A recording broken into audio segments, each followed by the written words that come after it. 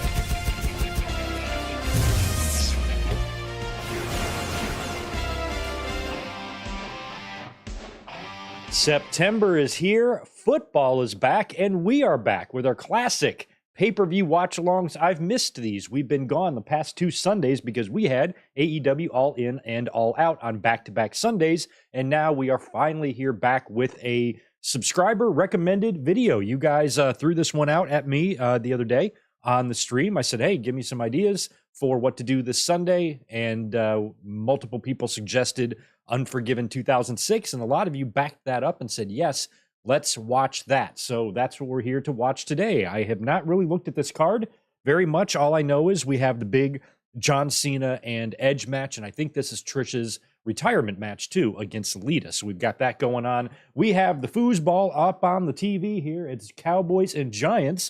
Hopefully your teams did okay today. And we had a shootout that just ended a minute ago with the Chargers and the Dolphins. And yeah, some of you are talking about that. Hope you guys had good luck with your teams today or your fantasy or whatever's going on with you. Commanders won, Chargers lost. Yeah, we'll talk about that as we go tonight as well. But we're going to eyeball the game just like we did last season and watch a little Unforgiven. So hopefully you guys are having a great one. I'll say hello to the chat. Some pleasantries first, and then we will get down to business. Good to see Rodrigo and Tatanani. We got Zach Palgett in the house. What's going on? We are pro wrestling. How about them Lions on opening night? Yeah, for a couple of days there, the Lions were the only team in the NFL with a winning record. We had that distinction there for about 3 days until things started going on today. Yeah, I'm optimistic that maybe we're looking playoffs for the Lions. That would be pretty damn sweet. Good to see Bus Vlogger and our friend Juliet. Good to see you as well. David Brown is here. William. We have Ray Frand.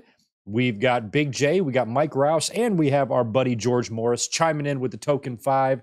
Thanks, dude. Hey, Greg, happy birthday. How is Tito? Some punk at the gym today kept harassing my girlfriend. Elizabeth wanted to smell her shoes. What would you do? Wanted to smell her shoes. What would you do? If Elizabeth wanted me to smell her shoes, I mean, I would if she asked me to, but I wouldn't be a pleasant experience, I don't think. I don't know what went on at the gym today. I couldn't tell if it was your girlfriend, Elizabeth. You also have a girlfriend, Elizabeth, or what that meant. But yeah, at least you're around a bunch of weights. You can just pick one up and throw it and hit the fucker in the head if he's harassing your girlfriend. Tito, as always, is doing good. He's laying right below me here. He was on the table. He is transferred to below my feet, and we are all ready to rock here and watch a little bit of wrestling. Who else is here? Lynn Trey, good to see you as well. We got Green P. We have Trayvon Williams and Deshaun. I knew I saw you in here somewhere. Deshaun Robinson, good to see you as well. Well, hopefully during this time you guys have cruised over to the Peacock, pulled up Unforgiven. What you want to do is find Season 9, Episode 1, Unforgiven 2006, according to Peacock. Our runtime is 2 hours, 45 minutes, and 45 seconds. So that's what we got going on there. We will hit play in just a second. Find something here. There we go. And I already got a frosty cold beverage open. Because much like last week, right before I went live, I started sneezing a lot because I was messing around with Tito, and then his dander got all in my nose. And when the countdown screen was running, I was sneezing like a maniac. I'm like, I got to get that out of my system because we're about to go live. Yeah, Chiefs actually took the L, man. Right on. What else do you guys have to say about this show tonight? Not much. A lot of football here so far, but I think we're ready to rock. Not sure what kind of a football audience we're going to have. Usually in the fall and the wintertime, our audience is a little bit lower just due to football, but this is Cowboys and Giants. I don't think either one of these teams is going to be winning the Super Bowl this year, so we will keep our eye on it. Looks like a new NBC crew. I don't know who anybody is. I guess that's Jason Garrett, right? Him I know, but the other three, the bald fellow, no, I don't know who he is. Don't know who the woman is, and don't know who the other guy is either. So, well, I guess it's just 3 of them now. So, don't know them. He must be a former player. He looked young. Anyway, right on. Well, I think it's time for some Unforgiven 2006. What about y'all? Go get your Peacock fired up. We're going to hit play together in just a second.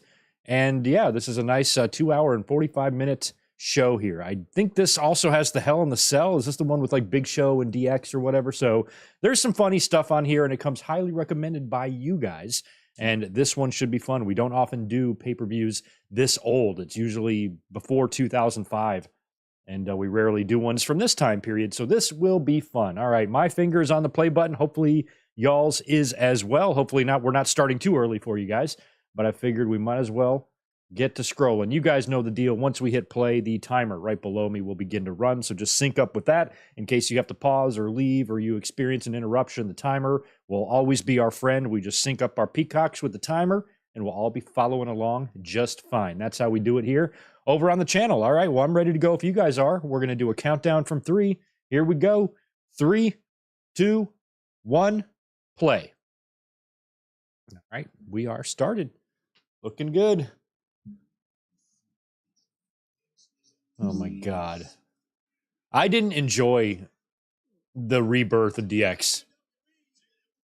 I mean, very little of this I found funny. With the Vince Loves Cock stuff, and it just wasn't, it doesn't hit the same as it did, 8 or 9 years prior.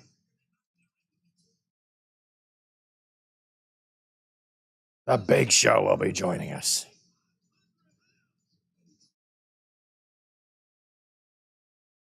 So what is it, Shane, Vince, and Big Show against DX in Hell in the Cell? Ridiculous. Ridiculous.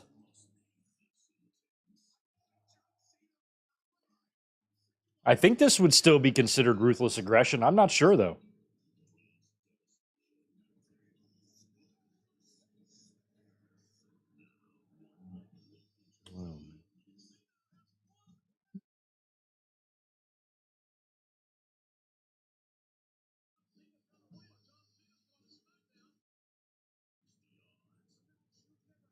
Now, help me out. Was this the year that was SummerSlam in Boston and Cena lost that? And then Unforgiven was in Toronto and Edge lost that? Did they lose in their own hometowns? Is that what they did? Isn't it something like that? Because I know Cena wins tonight. I just don't remember the sequence of events.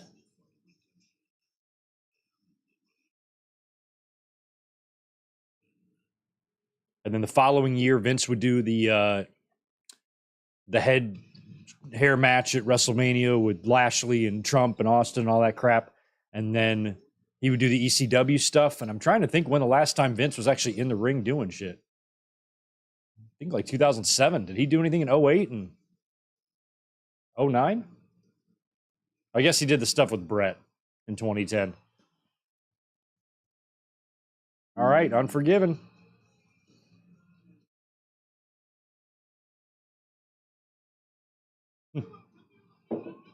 Big Vince Loves Cock sign.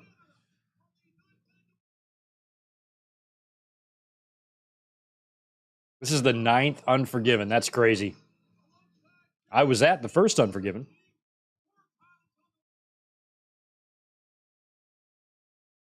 Lawler and Ross.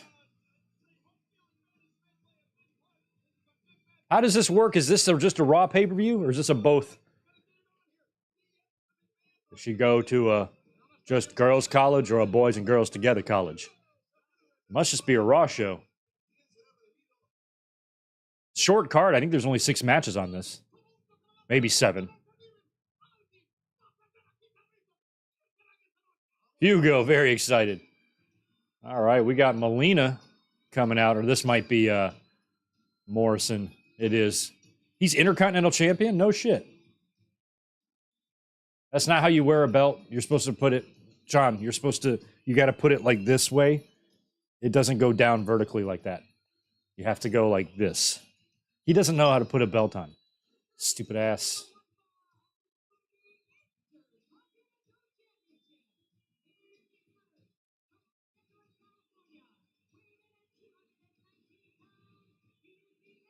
I don't even know who he's facing.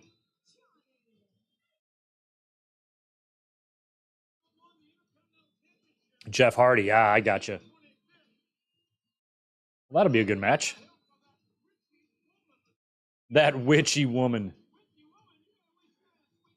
So I'm trying to think. Hardy has already.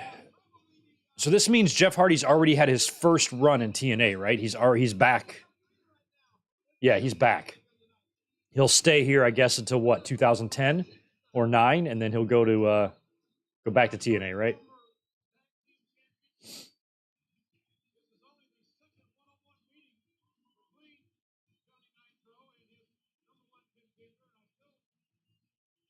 Oh, so he's still Johnny Nitro here. When did he become John Morrison?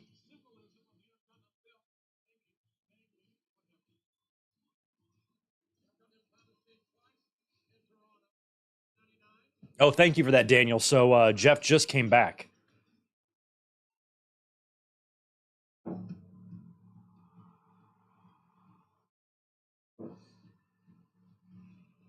Oh, yeah, there he is.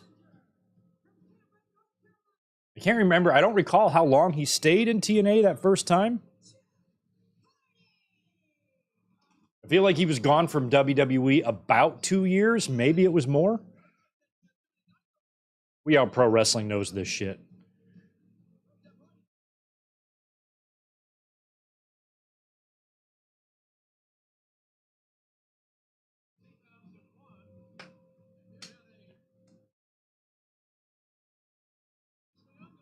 So John Morrison came around during the ECW days. Okay. I don't even recall why they changed his name to that.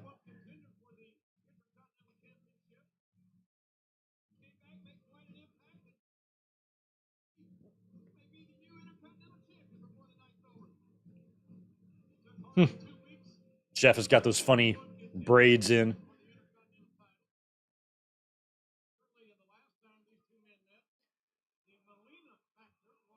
The IC title. I never really liked that version either. I might like it better than the one we currently have, but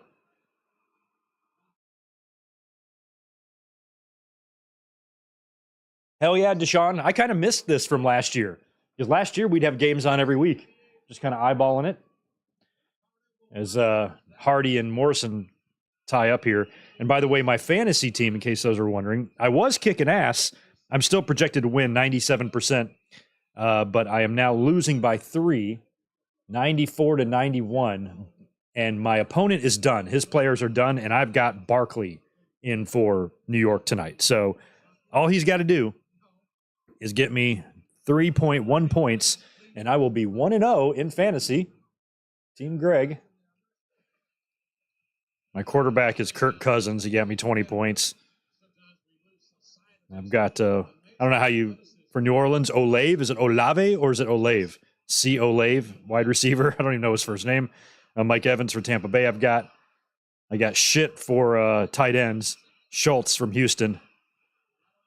And I had Cleveland's defense today, which did really good against Cincinnati. Or decent, I should say. So anyway, I'm going to be 1-0, y'all. Provided Barkley gets like 30 yards.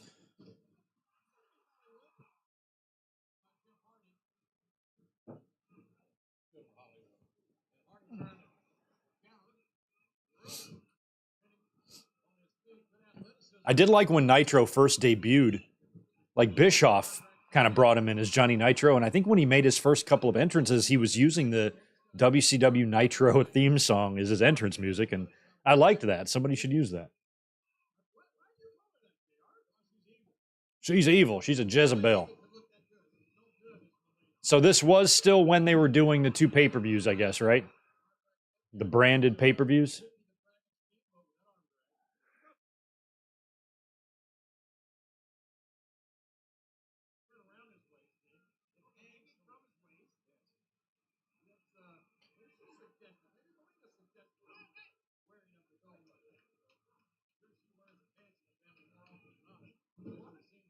It's crazy that this match was, wow, 17 years ago.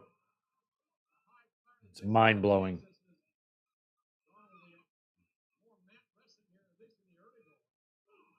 And I think Molina and Morrison at this time were together, right? And I think the whole Batista thing happened.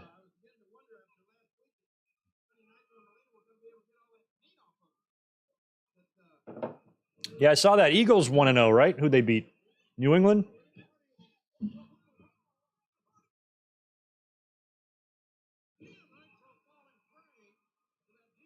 Come on, Nitro. I've got some watermelon rings. 1,000 milligrams. Let's not eat all 1,000. Let's eat like a little half of one. Let's bite the red half. Okay. Well, we'll see what happens. If I start going crazy, call the police.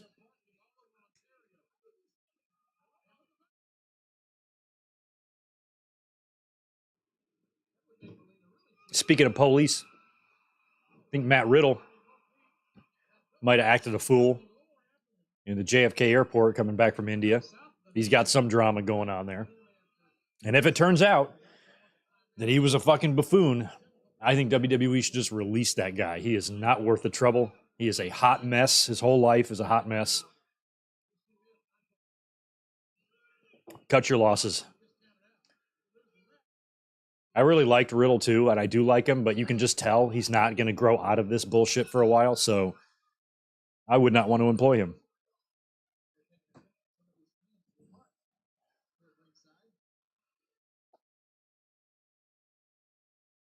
Melina covers her ears from the evil Jeff Hardy chants. They must be so poisoning to her beautiful earlobes.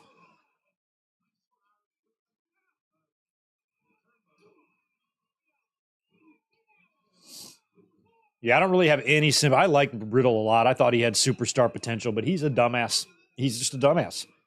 He's not going to be able to not be that way. I don't know how to put it, you know? Some people are just like that. He was probably fucking high as hell or drunk or something and then got all mad. I was just sexually assaulted. He just got, just acted stupid. Then he kind of backtracked a little bit, but now cops are involved, TMZ's involved, all this shit now.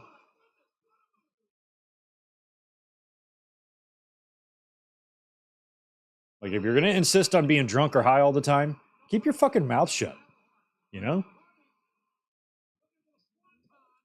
Don't behave in a way that clearly shows or implies that you're high or drunk. Ooh, baseball slide. Oh, that was a good one. Baseball slide as Morrison was trying to get back in the ring. Or Nitro, excuse me. So, look out. So then help me with my timeline here. Then when was Eminem? Like, when was Eminem? When? Because wasn't Joey Mercury... Wasn't it a match with the Hardys where the shit went all up in his face? Or was that... Help me. Help me, Forrest, help me. When the hell was Eminem? Oh! I feel like it would have been after this, but probably not because he's about to go to ECW. Eminem must have already happened? I don't know, man.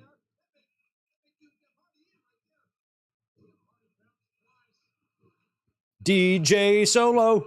Appreciate the 5 from you, man. Good to see you. What's up? I was a 2006 WWE kid, so DX were my guys. This Hell in the Cell match is with your all-time favorites. Wow, I don't remember anything about it, so it'll be interesting to see this.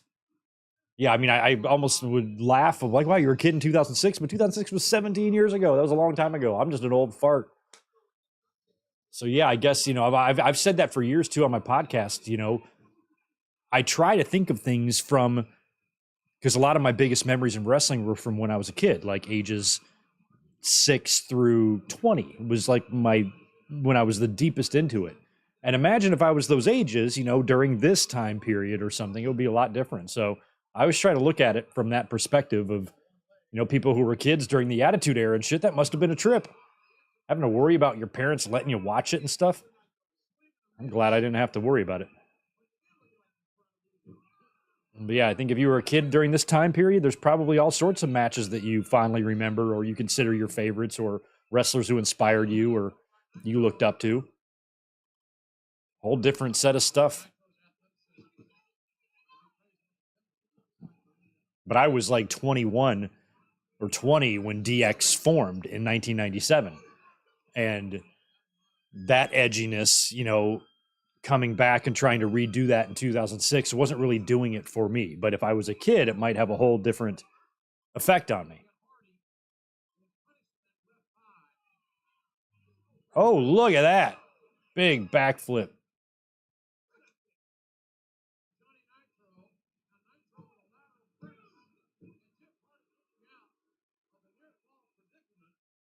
Yeah, I agree about Melina's entrance. It was a pretty good entrance. It was pretty classic. Melina was never really one of my favorites, but I was a fan of her entrance. That was very well done. I tried to mimic it and try to do it in my own home. Wound up in the hospital. Tore my groin. I was fine. There a couple of weeks. I was right out.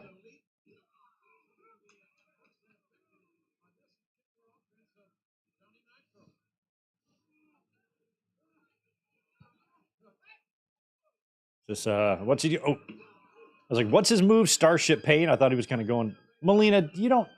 Melina. Do you need to scream like that? What does that do?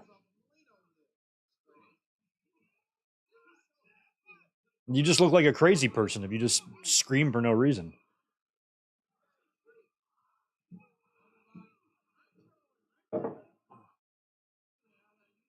What's the crowd like tonight for the main event, too? I'm wondering. Are they very, very pro Edge, considering it's Toronto? All right, we got a kickoff here. Why do the Giants and Cowboys play every year on Sunday night? I mean, I think they play about twice a year every year anyway, but it feels like they're always on prime time every year somewhere.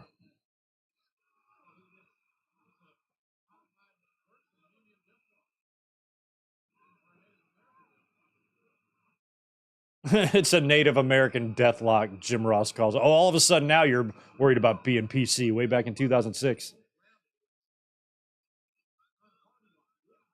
I think it was just last year on Dynamite he called Hikaru Shida a Oriental woman or something like fucking Jim Ross. I hope I'm not that clueless when I'm old, but I'm gonna be clueless because I'm already a little bit as it is. So I'm gonna be a mess when I'm 70. Y'all wait. Just wait.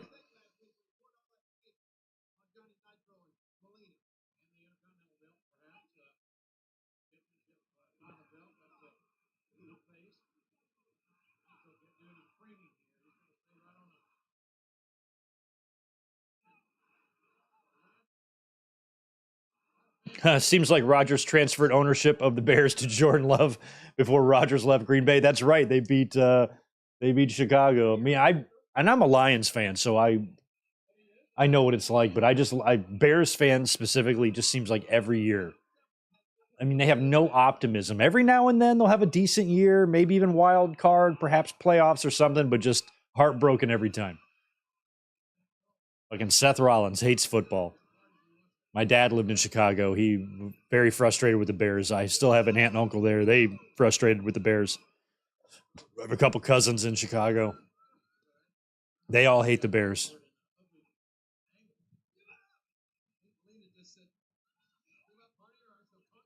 I don't know why Chicago doesn't have, like, they renovated. They did a big renovation years ago to Soldier Field. But I'm like, man, if any city could ever use an indoor spot, it would be them. Think of Chicago built a big indoor stadium for the Bears, a retractable roof shit or whatever. Just big state-of-the-art facility for the Bears. You'd have minimum one WrestleMania every 10 years there. It'd be like New Orleans or LA. Oh, here we go. Is this? Oh.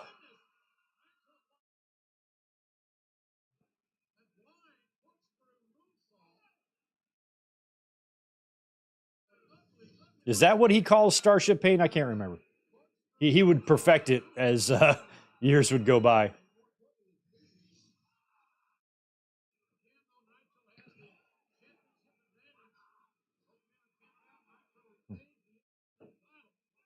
He's up. Nitro's up.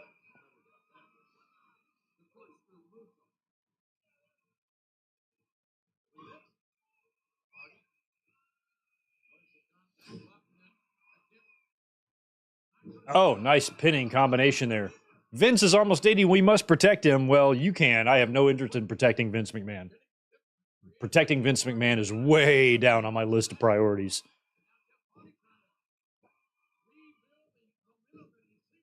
It's right there next to putting a pair of scissors up my ass.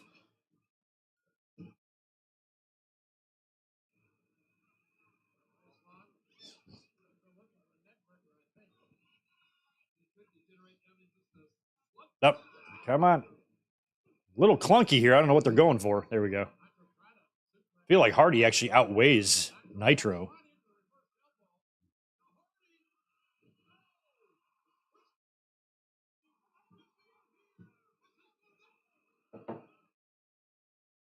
Whisper in the Ruin comes up short.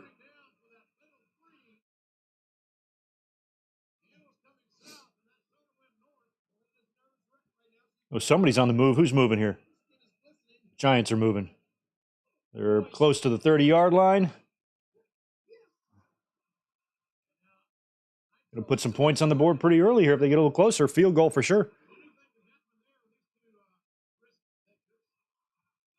Risk takers. Come on, risk takers. Oh!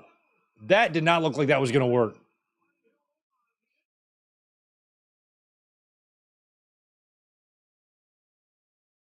He's going for Swanee. Got it. Swanton. Nope.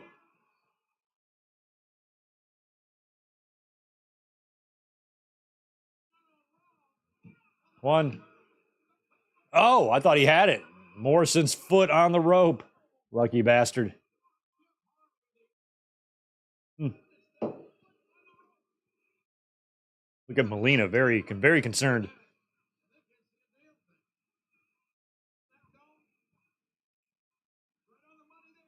He's got Jeff's got that leg. That's going to play into the finish or something.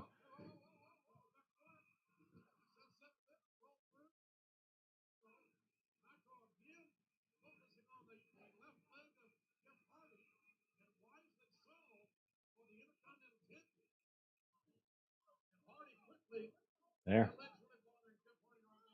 Yeah, Jeff's not going to be able to do a swanton with a busted leg.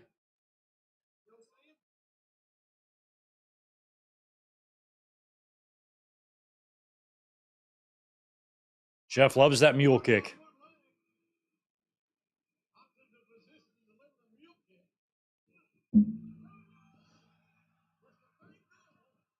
He's had a lot of names, hasn't he? Johnny Nitro, Mundo, Impactor, Elite, or Morrison. What was he? What was his real name? John. On Tough Enough?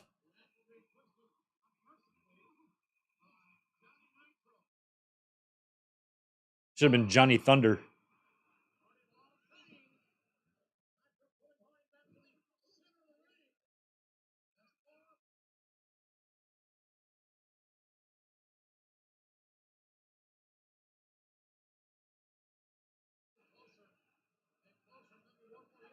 Oh.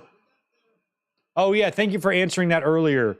I asked about when Eminem was. I guess you guys are saying late 06? Well, we are in late 06 here, aren't we? Okay, thank you. Here's We Are Pro Wrestling. Eminem was spring of 05 through spring of 06. Okay. So it's already happened. Oh, Molina's down. And then reunited later, and that's when the latter spot happened with Mercury. Okay, thanks for that. John Hannigan, that's right. H-A-N-N-I.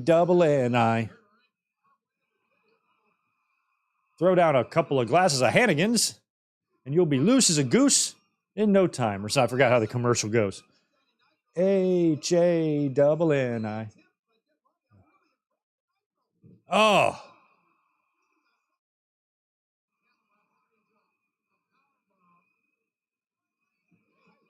Oh.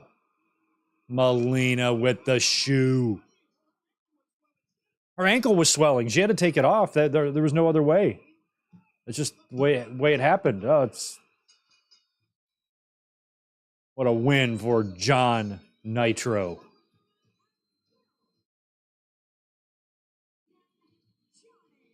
Way to go, Jonathan Nitro and Melania. Oh, she can barely walk her foot. She's got a big old foot, doesn't she? Look at the size of that gunboat. That's a size 10 right there.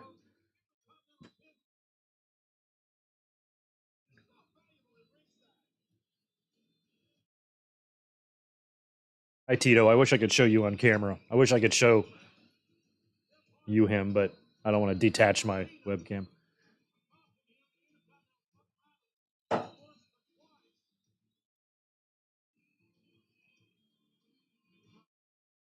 How long until Melina wins the world title? I don't know, Ray. I hope she wins it one day.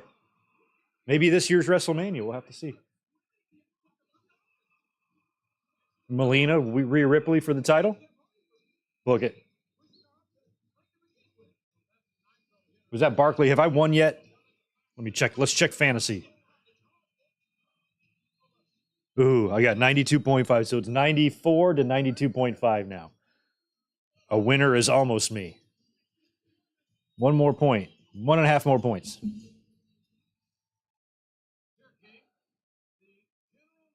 Teddy Long. All by himself. He has no friends in his box. You got a skybox and with all those refreshments and you have no bitches? Damn, Teddy. Oh, look at there. You all right? You all right, Jeff? There's your brother. That's your brother, Matt. Yeah, don't. Oh, Lita. I was about to say, this is after, right? This is after everything, right? We are over a year. That's such a screw up.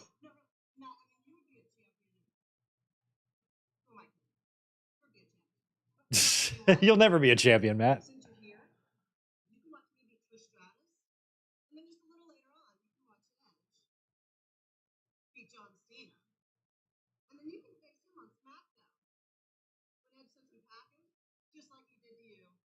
Oh my God, Lita. It's Team Extreme reunited. What a bitch. Oh, Lita. All right. Oh, what happened here? Did we get a pick? Oh, did they pick six him? Holy shit. Or was that a... Did they try to kick? I don't know what the hell happened there, but Dallas just ran it all the way back for a touchdown. Holy shit. All right, here comes Umanga. With Armado Jose Estrada, or whatever his name is.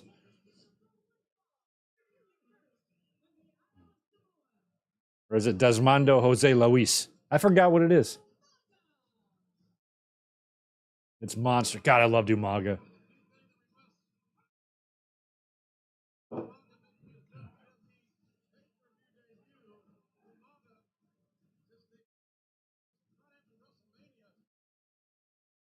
Oh, yeah, he just came in right after WrestleMania. Who's he wrestling? I hope he beats whoever he's wrestling.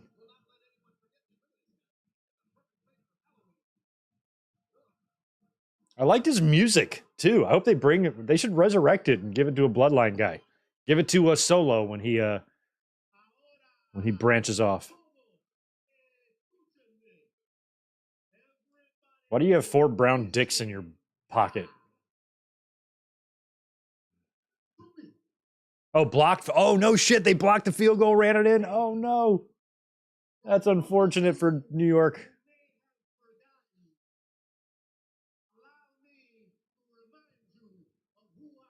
You don't have to remind me of who you are because I'll forget as soon as you say it. I've already forgotten it.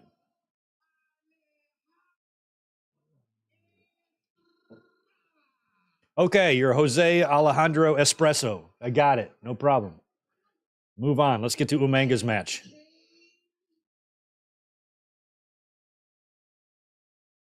Oh, he's facing Kane? Oh, shit. I hope he beats Kane.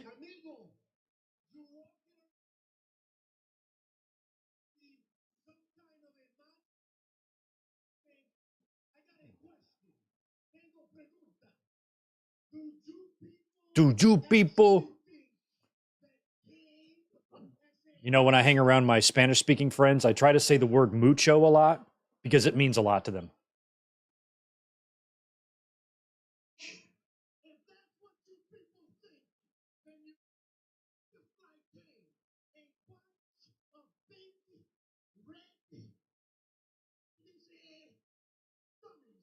Oh, a bunch of big red dummies? Okay, that's gonna really scar me. I got called a dummy by Jose Alejandro Espresso, I'll be okay. I'll somehow piece together the shards of my broken life and move on. Oh, so when you run it back, you don't get an extra point opportunity on that. Is that how it works? You block a field goal, run it back, touchdown, you don't get an extra? I never knew that rule. Greg learned a football rule. I learned a football. Huh. How about that? All right, here comes Khan.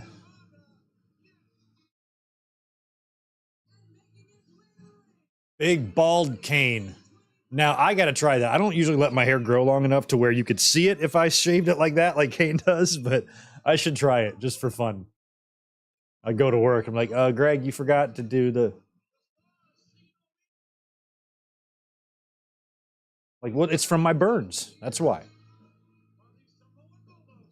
The burns caused by my brother that killed my parents, but was really caused by me.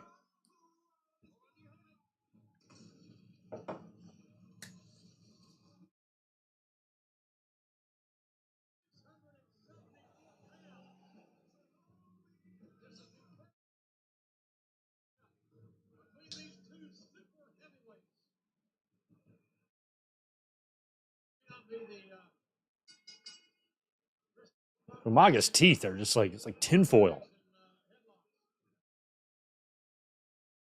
I always just get tickled at the Samoan ass. The Samoans have an ass. They have a very specific ass. Umaga has it. Rikishi had it, like when he was part of Head Shrinkers and didn't get so big. Solo has it. The Usos and Roman don't have it yet, but if they beefed up, they'd have it. Samu had it. They got that butt, that booty.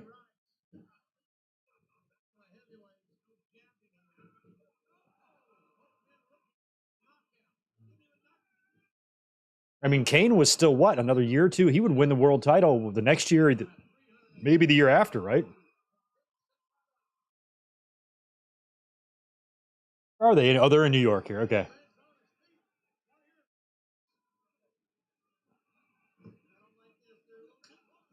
Hmm. Yeah, Green Pea. I did a review of that show. We should maybe watch Royal Rumble '07 this year in January because I really like that match with John Cena and Umaga too. One of my favorites. I was just a big Umaga mark, like because during this time in wrestling, there wasn't a whole lot for me to really get excited about, but I just loved him. I just loved the presentation, his intensity. Didn't love the pairing with Alejandro Espresso very much, but just Umaga on his own as just like that savage Samoan spiking badass. I loved him. Loved him. He should have had a bigger run. I'll never forget that one match where like Triple H like choked him out or whatever. Like Triple H had to beat him.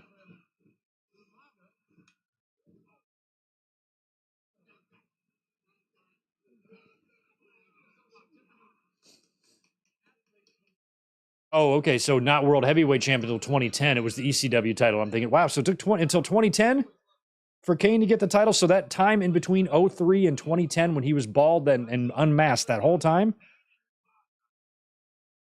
he never won the title. I guess he didn't, huh?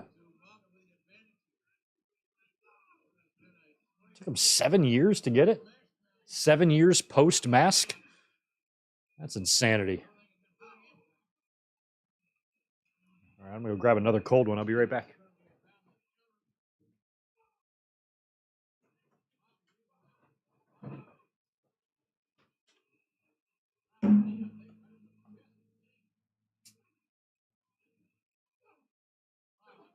Estrada.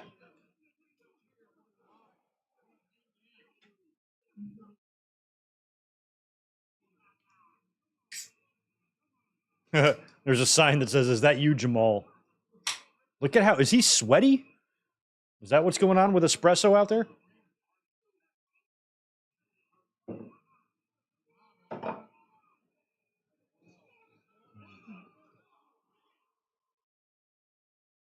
That was the hip attack right there from Umanga.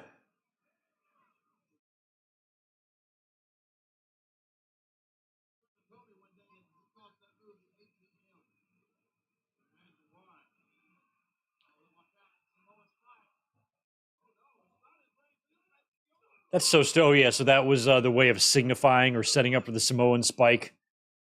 Estrada would break a cigar. That's stupid.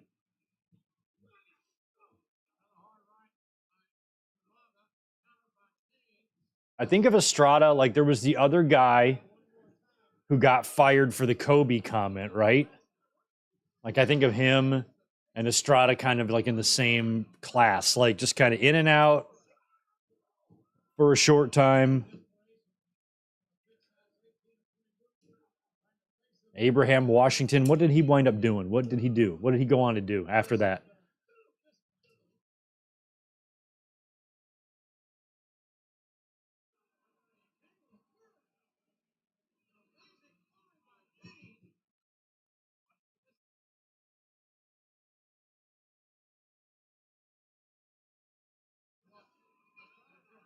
Yeah, Umaga's son is wrestling now. Why is it called the ATM?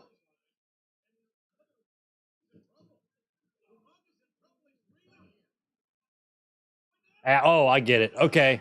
Now I get it. Never mind. I just put that together. Took me a minute.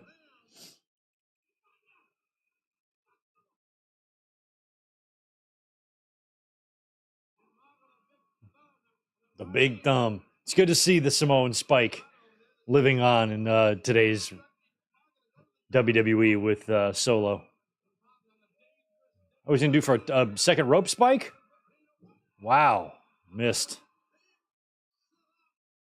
What a look on that. Oh, my God.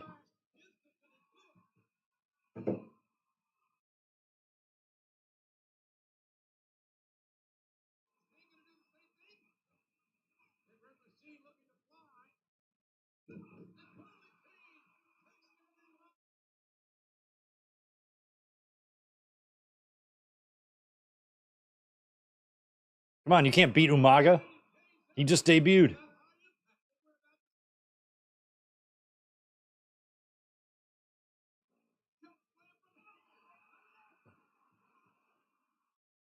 Come on, Jamal. You can beat Isaac Yankum. Oh, headbutt by Kane. Ooh, multiple headbutts by Kane.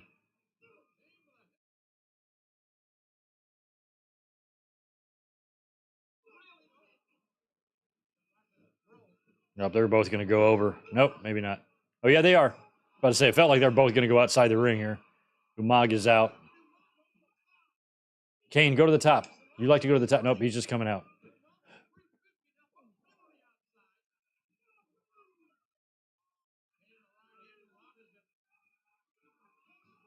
Oh, no. This is going to be a count out. Referees are all the way up to 4, and Umaga's in the crowd. Oh, shit. Yeah, this is going to be a count out. Well, that sucks. Unless they get back in the ring in like 2 seconds here. Here's the bell.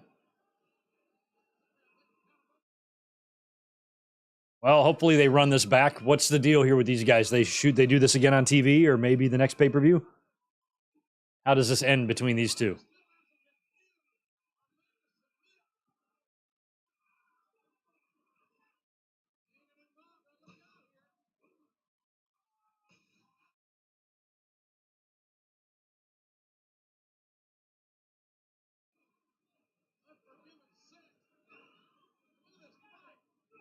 Okay, so he's left.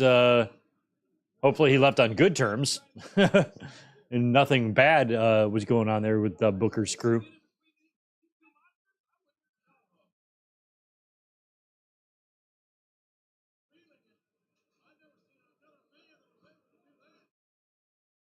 Oh man, I wanted to catch who that road agent was. I couldn't tell. Are they still fighting? Oh no.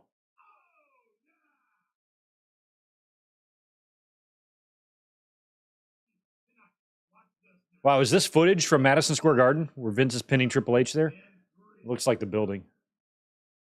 It was last Monday. I hate the way Vince says Monday. It's not Mondy. It's Monday, not Monday. Nobody has a case of the Mondays. Fucking dumbass Vince.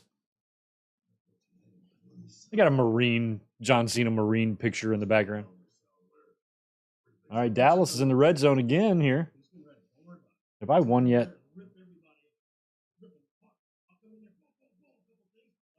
No, I still have not won my game yet.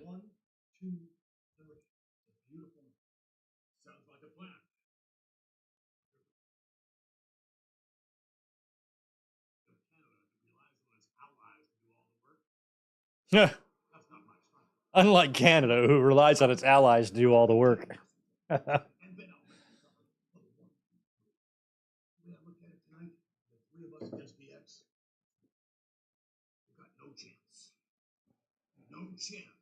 No chance. Oh, yeah. Good. Like your song. I get it.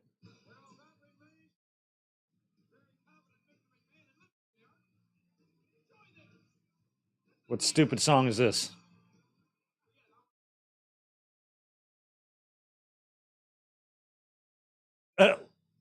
Lawler, I think, is trying to read the music. He can't. There we go. Run, Day of Fire. Okay. Oh, it's Lawler's brand new favorite group. I bet it is Lawler. This sounds like exactly the type of music you would listen to. Song I never heard from a band I never heard from an album I've never heard. Great.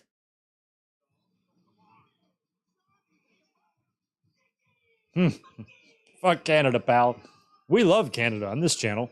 I got nothing whatsoever against Canada. I quite admire Canada, actually. These guys.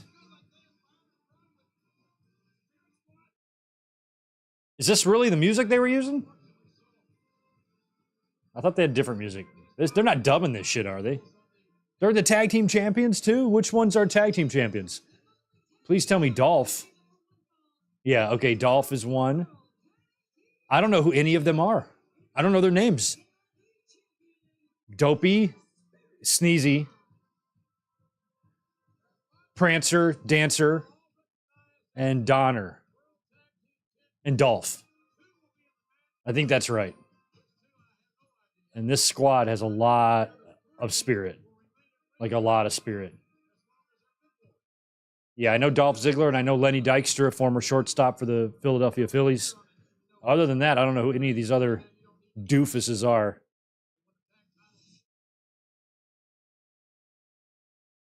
Oh, these guys. Don't you have to go? Isn't there an Impact show you have to go to? The Highlanders. Oh my God. It's like Viking Raiders, like little miniature Viking Raiders. I don't even know what happened to them. I know they got one guy got fired when he went to Impact, which was stupid.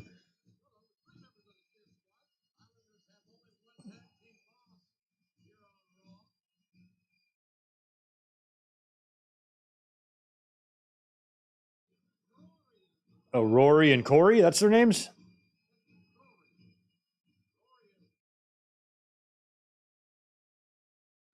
Oh, Rory and Robbie. Okay, whatever. The Highlanders. I don't remember shit about them.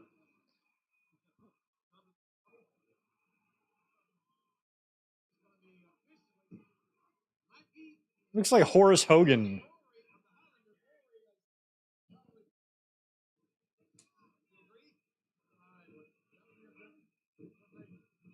Oh, yeah, Lenny also played for the Mets. Thank you for that, Michael. That's true.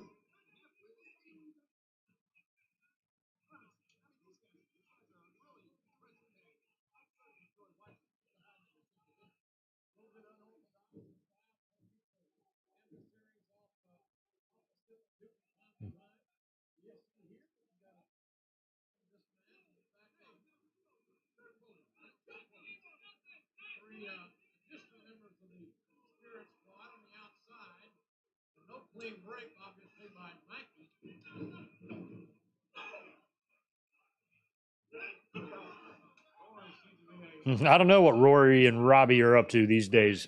Who knows?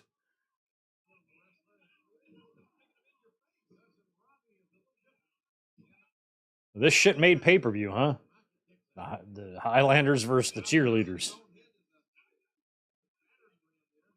I always forget that Dolph was a cheerleader. I just can't believe they all get to be out there. And what happened, refresh my memory with the squad. With them being tag team champions, is that like one big Freebird rule? Can any of these dickweeds just defend the titles?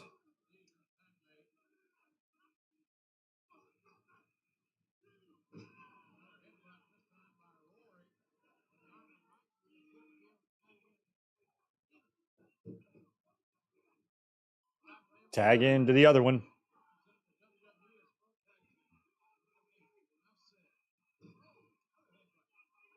Well, we got a 9-0 game here. Dallas over New York.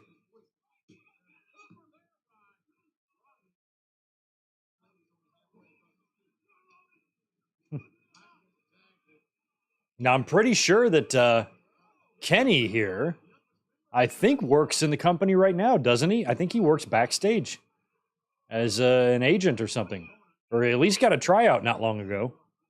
I'm not sure if they kept him on full time or not, but they might have. So he might be there now.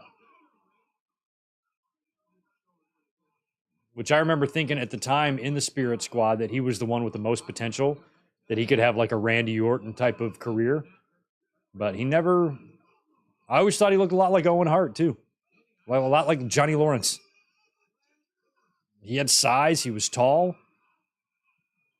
He must have some wrestling knowledge if they brought him in as a backstage gig, but in terms of star power, he never really became much.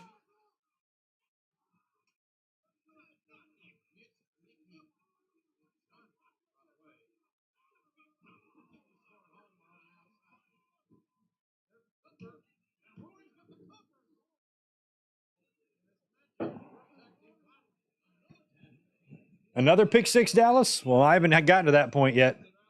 It's still 9-0 from what I can see. Oh, God, but they're about to line up here for a play. It's 3rd and 19. This must be where it is. Let's see. Oh, that's going to really quiet the crowd. I got to turn this volume up in here. Must happen right here. Nope.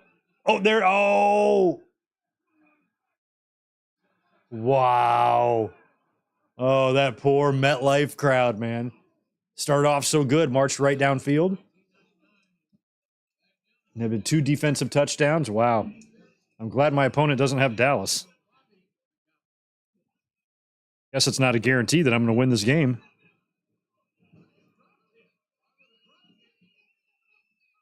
Still losing. Robbie.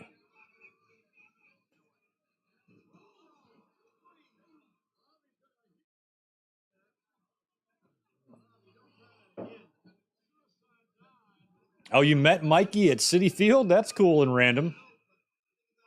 Which one's Mikey?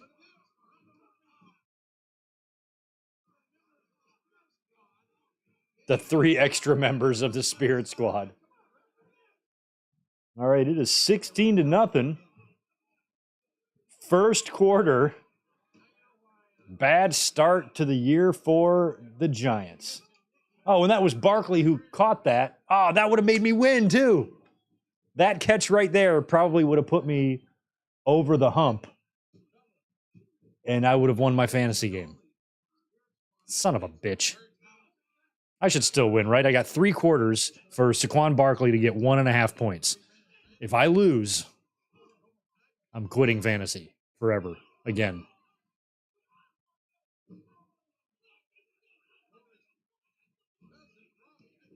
So I don't even know. I know it's Dykstra, and I don't know who the little fucker is with him, the little guy. Is he Mikey? He might be Mikey.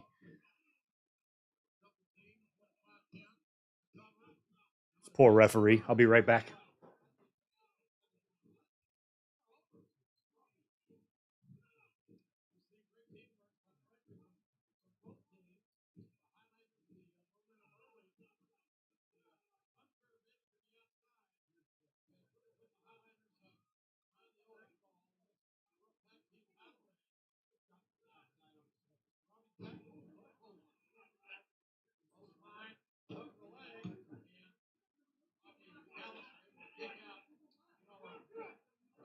Back.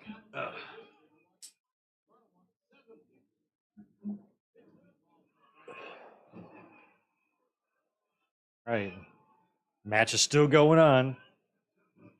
Why is this on pay-per-view? Man, these last matches must really deliver because so many of you were all about this show, but so far it's been Kane and Umaga and this bullshit. And who cares? We got to get into some good stuff. I guess we have the Hell in the Cell, and then Trish's match is good, and then the main event, I'm sure, is good. Or I know is good. I think, where was I living? I ordered this pay-per-view. Let me think. I would have been... Oh, yeah, I guess I would have been in my apartment. One of my apartments I lived in for about 2 years. I guess that's where I would have been. I was living in the same apartment that I was in when... Well, shit, no, then. Where the hell was I? I'm trying to think where I was living at the time. I'm like, my timeline's all off.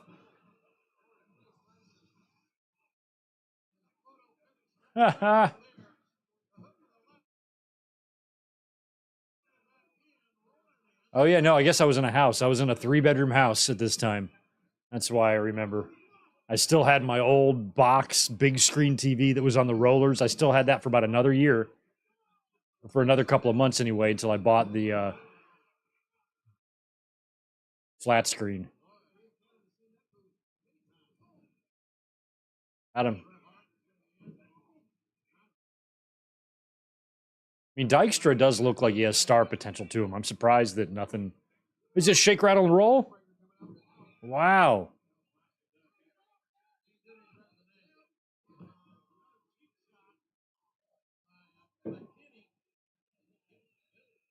You better get on the board. All right, Giants, can you please hand it off to Barkley and let him get 30 yards, please?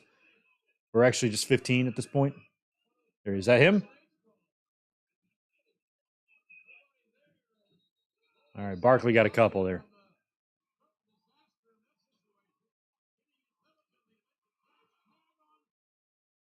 Rory. Hey, buddy.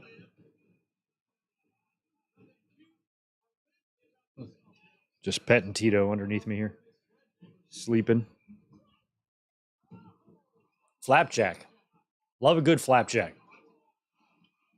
All right, the bald one is doing pretty good here, disposing of all the spirits. Oh, man. I like when Vince had the match with Shawn and God. He said, in the name of the Father, and the Son, and the Holy Spirit squad. Oh, that's interesting. Reverse suplex springboard or a slingshot, catapult, whatever you call it.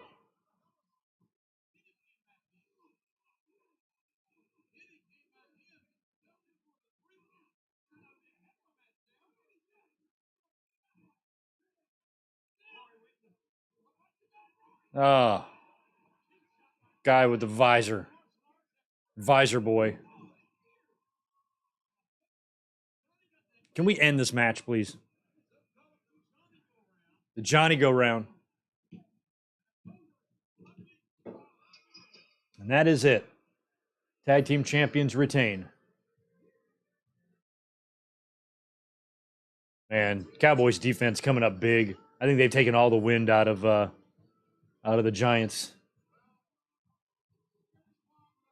And they are punting.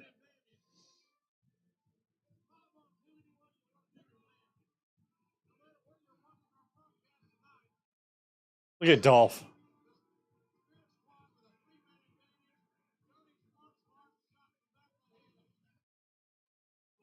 I don't know any. It's so funny. Like I know so little about any of these Spirit Squad guys or what happened to them or what they did, where they went, what they're up to now.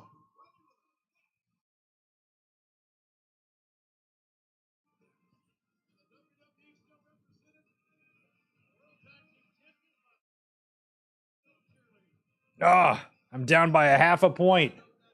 93.5 to 94. Come on. Like one more carry ought to do it, right? I got 3 quarters for him to get 1 carry. If I lose, it's going to be the story of my life. Hell in a Cell. All right, this must be it. 2-on-3 handicap match. ECW World Champion Big Show with a very idiotic looking Vince McMahon and his dumb son Shane against Sean and Hunter.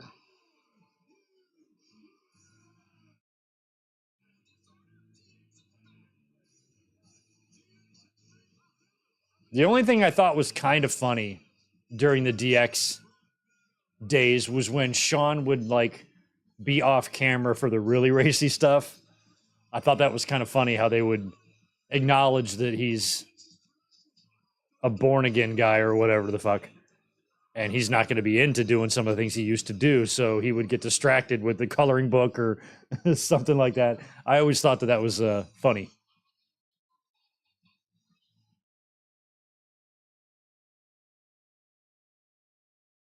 Oh, yeah, they showed Stand Back.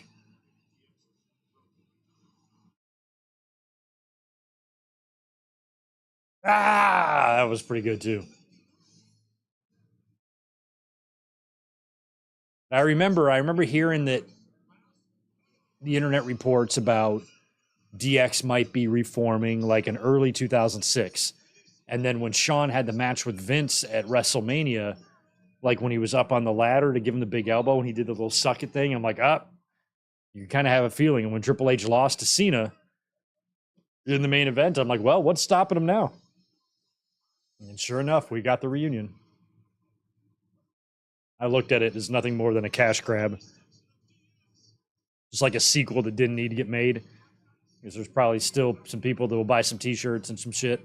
So they did it, but I didn't really think it was very good, but I'm glad to hear that some people were a fan of it. I just wasn't. That building that they're in there with that replay, that looks like the same building as WrestleMania 4 and 5 at the Trump Plaza there, which is also the same building that had one of the first Shawn Michaels and Triple H team-ups. When DX first started to form, Rick Rude was there that night. And that all happened in the same building in 97.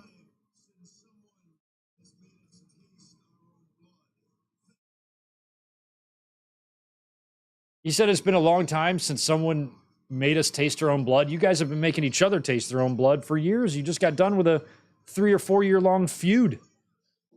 Triple H and Shawn.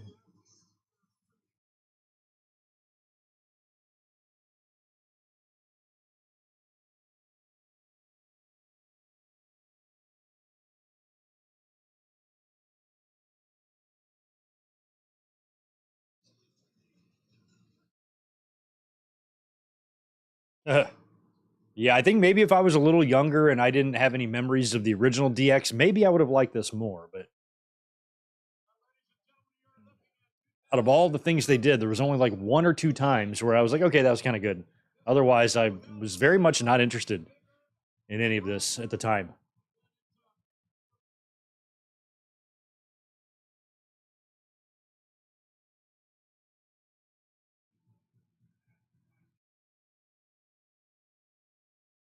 They're lowering this damn thing. And it was so weird too. Like,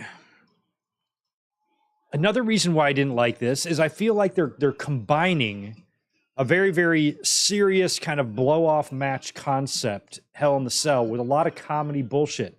Like, isn't there a spot in this match? Because I've seen the replay over and over.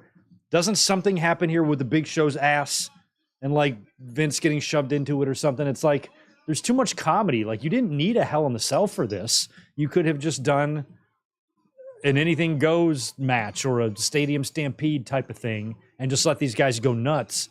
That way some of the comedy would fit a little better. But this Hell in the Cell is what you use to, to blow off like deeply, deeply personal and violent feuds.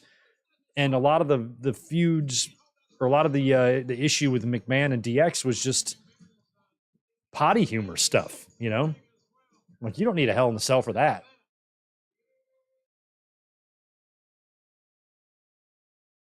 Well, it's the Big Show. Big Show, absolutely zero reaction from the crowd. He's so huge. Look how thick he was at that time.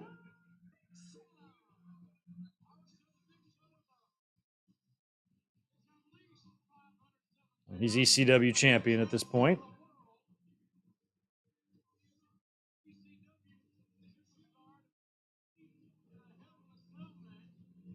I was about to say, why is he even champion? That's right. This would have been right after the relaunch of ECW, and it was probably already sucking by this point because Rob Van Dam got in trouble and had to drop the title and never really gave you the vibe that it was going to work.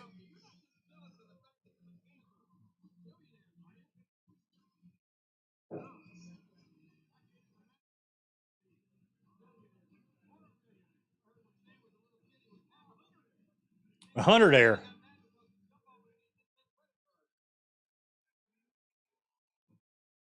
All right, here. Vince and Big Show and Shane get separate entrances. God. Here comes Vince. He looks like such an idiot. You and your black jeans. God, I hate him. Such a dick. I want to punch his fucking face. God, I hate his face so bad. I just hate looking at him. I cannot stand that man.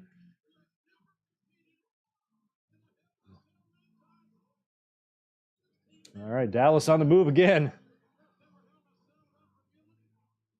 Yeah, We Are Pro Wrestling. I felt like this was when Show was at his biggest, and then he would leave, and he would come back right and did the Floyd Mayweather thing.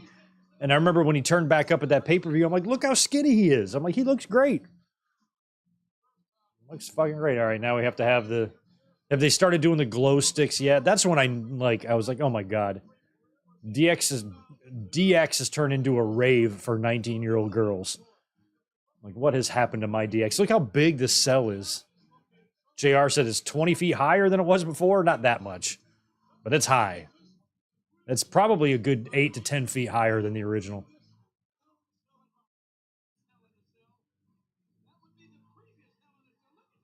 Oh yeah, so this is the first. Maybe this is the first appearance of the big, massive guy. It's way too big.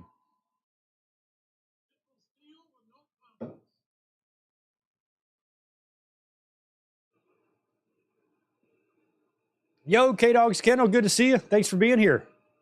How have you been? The red cell was terrible. Yep.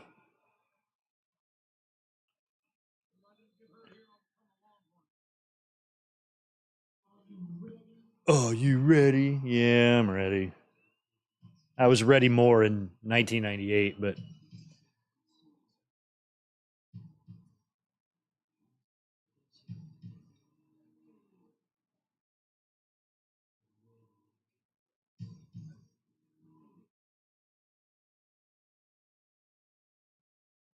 China was up to a bunch of crazy shit at the time, so they couldn't even bring her in.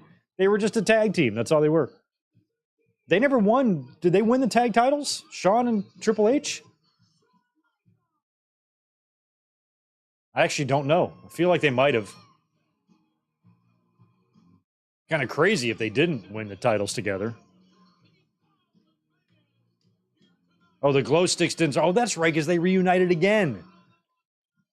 Did we have to go through this shit again in 2009? That's right. I always thought that Shawn looked like a fucking idiot the night that him and Brett reconciled.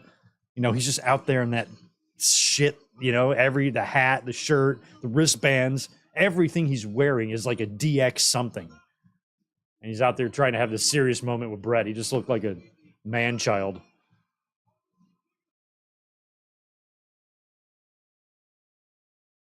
Okay, so they did win him in 2009. Okay. Oh, beat Jericho for him. How about that? All right, I really don't give a shit if Dallas or Giants are going to lose this game. I just need Barkley to get like 15 yards. Or no, 5 yards.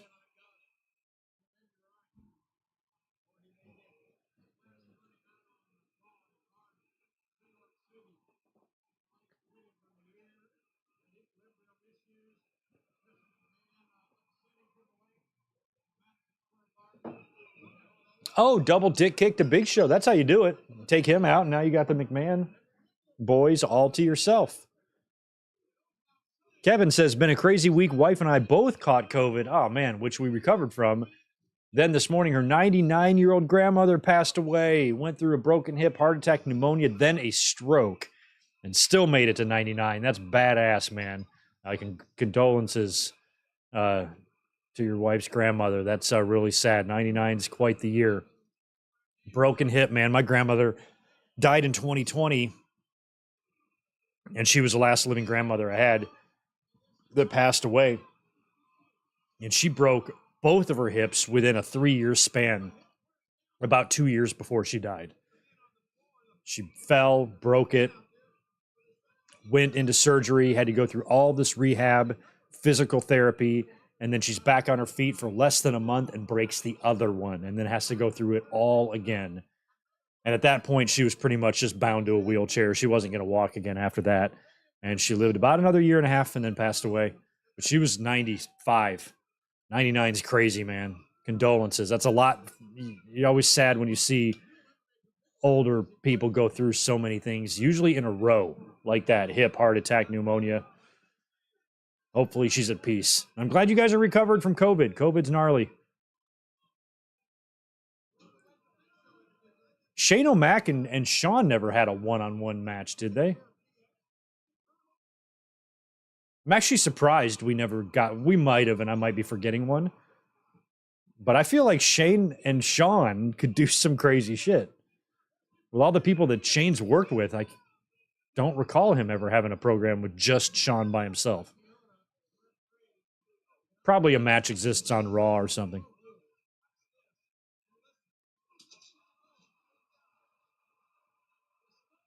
Especially the way Shane likes to get nuts. All right, we already got blood on Shane. Shane's busted open. Vince might be too. Deeply lacerated. He's deeply lacerated, y'all.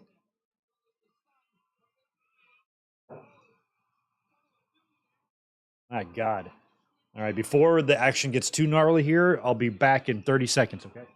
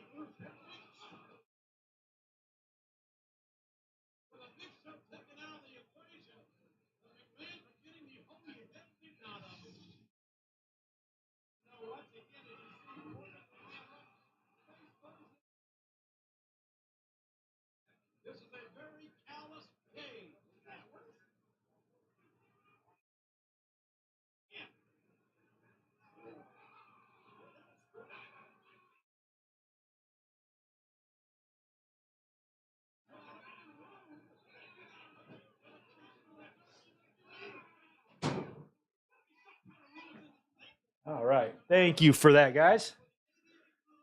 I had to go say my weekly goodbye to Elizabeth, who's about to leave.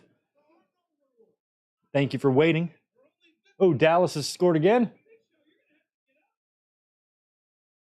Oh, no, they didn't. Flag.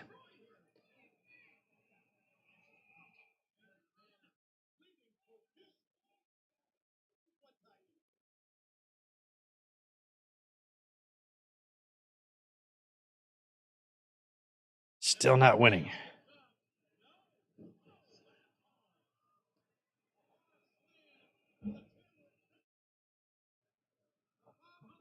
Nope, Sean's going for the elbow. No, he's not. So how many pay-per-views did Sean and Vince work in 2006? I'm pretty sure this is 3. Mania, the God match, and then this one. They might have done another one that I'm not aware of.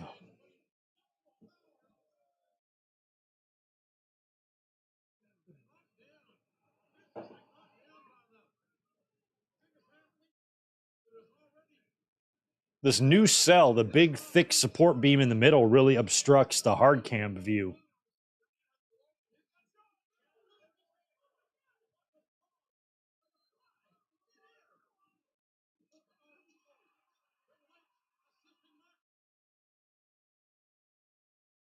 I can't recall the first time we got a Big Show and Shawn Michaels match either.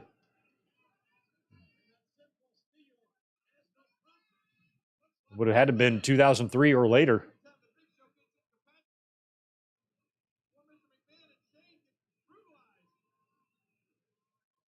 They worked Unforgiven. What the hell happened? Or I'm sorry, they worked SummerSlam? SummerSlam 2006. Must have been another tag or something, right? What happened at SummerSlam 2006? Have we watched that one? I don't think we have. I don't think I would ever want to watch that one.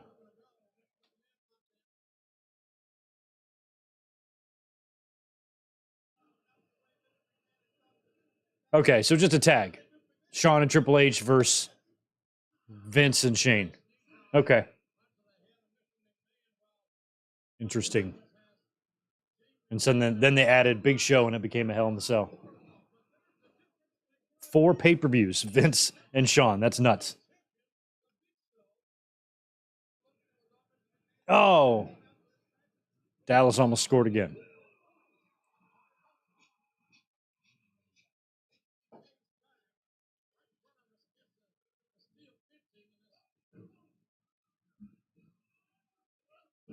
Yeah, 2006. I don't remember much about it, and I didn't really love the year of 2006 in wrestling, to be honest. I think the highlight for me of the whole year would have been Brett going into the Hall of Fame.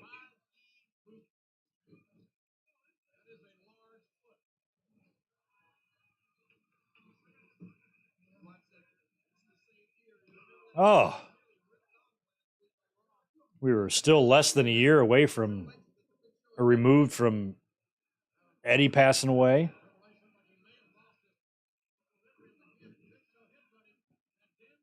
So we got Vince. Everybody's busted open, or the McMahon boys are. Shawn, since Shawn has disappeared, he's probably busted open too when he resurfaces.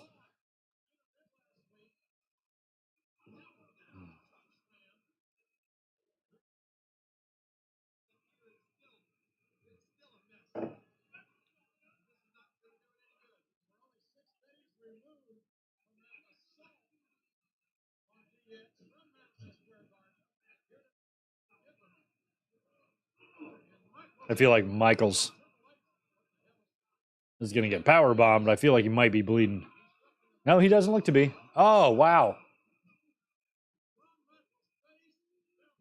Yeah, he's bleeding now for sure. I feel like if Shawn Michaels comes up bloodless from this,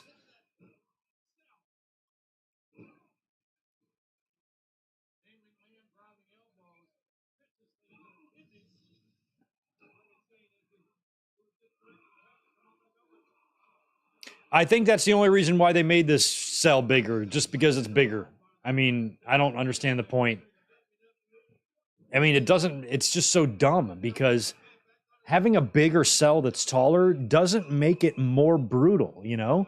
All you're doing, like, look at the size of this thing. So what? It's a big ass fucking fence. It doesn't matter if it's big or small, really. It still feels the same when you ram up against it. And if you raise the ceiling, that way you can't use the ceiling for any sort of moves. You can't climb up there and dive off or anything like that. There's Shawn's blood. We knew that was coming.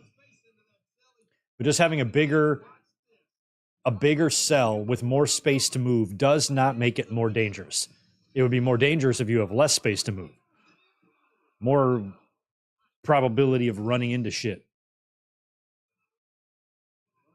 that will cut and tear the flesh. And what's up with, like, why does it have to be accessorized? Like, look at the little chain that goes around it, like a little necklace.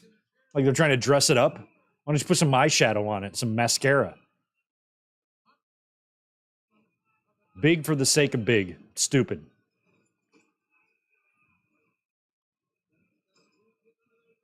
Like, that's why those War Games matches were so gritty, you know? The ceiling was low. You couldn't get power bombed in those things. You'd hit your head on the top.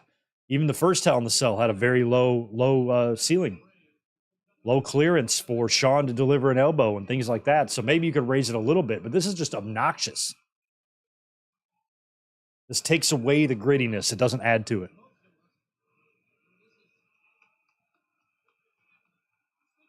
Oh, Shane's going to do coast to coast on the trash can, the Van Shermanator or Van Shaneinator. What is it called? Oh. Look at Big Show.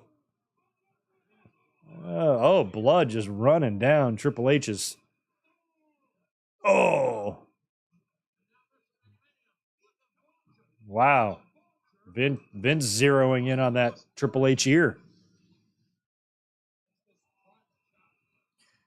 I mean, Shane has just been doing this shit for 20 plus years. I was at WrestleMania when he showed up, danced around, tore his quad.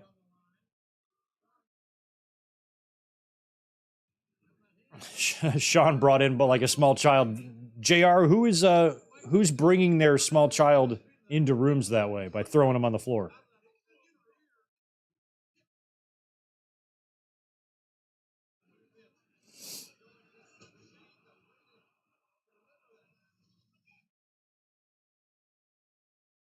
So much blood. It's like everybody's got to bleed. Everybody's bleeding except Big Show. Don't worry, Big Show. You're going to have Vince's bloody face in your ass. In just a little bit.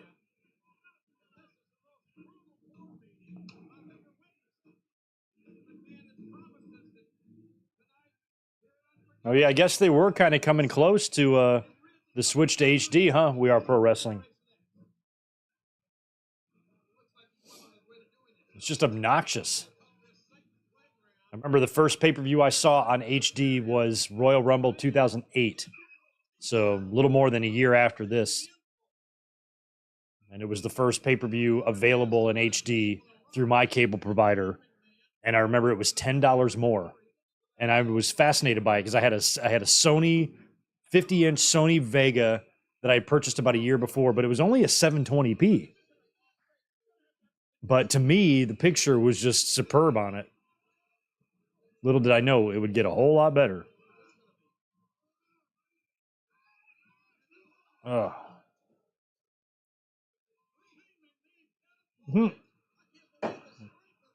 Look at Vince's face. Bleeding like a sieve.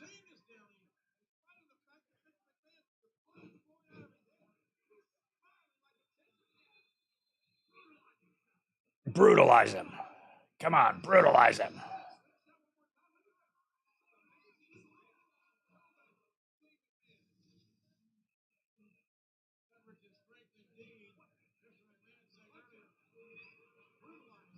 Oh my God. Vader bomb to Sean. Sean is bloody and dead in the ring. Sean's got his little, like he's being pinned by The Undertaker.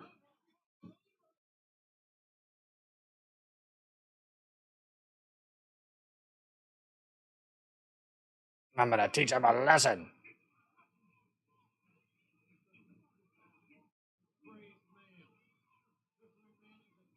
Oh man, Cobra clutch on Sean. Wow.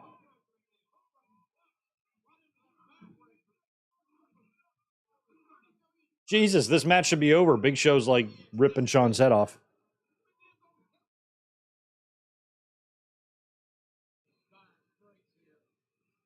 Oof. Sean is dead meat. Who's still got the ball? Okay. Are y'all moving the ball?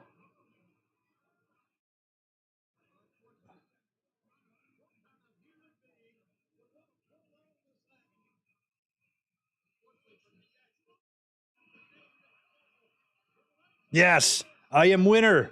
94.5 to 94, unless there's a score correction. A winner is me. Just barely, though. Shit.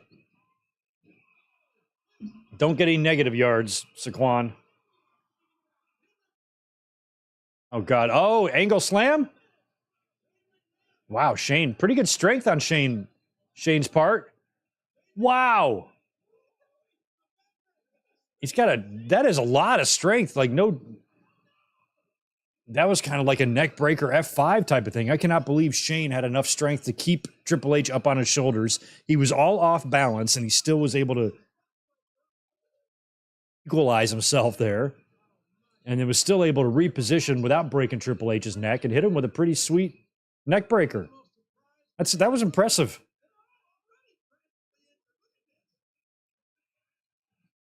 He was probably like, I can't drop him. I'll never hear the end of it from my dad.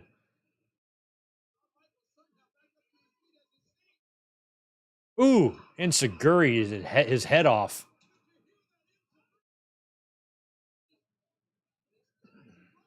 Wrap it up, B. Why you got to make me feel inferior? Because I'm on a grill, B.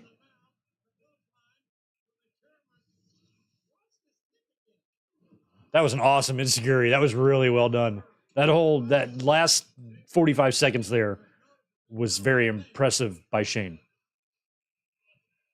26-0. Damn, New York getting showed up. It's a division rival. You already got to hear enough shit from their fans as it is. You're gonna let them pound your asses in your own home field. If you're a Cowboy fan in the chat, congratulations. If you're a Giants fan in the chat, sucks to be you, man.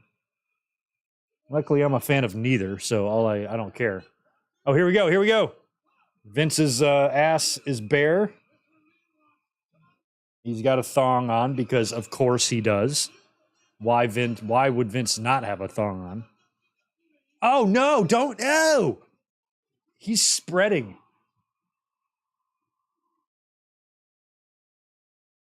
Vince was spreading his butt cheeks, and something tells me Vince doesn't have any problem doing that. I think he quite enjoys it. Oh, my God.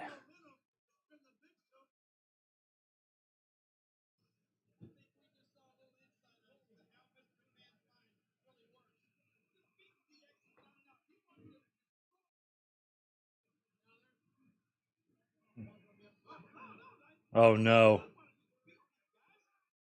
Smash him. You're going to break every rib Sean has. Oh, no. Oh, that was good. That was good.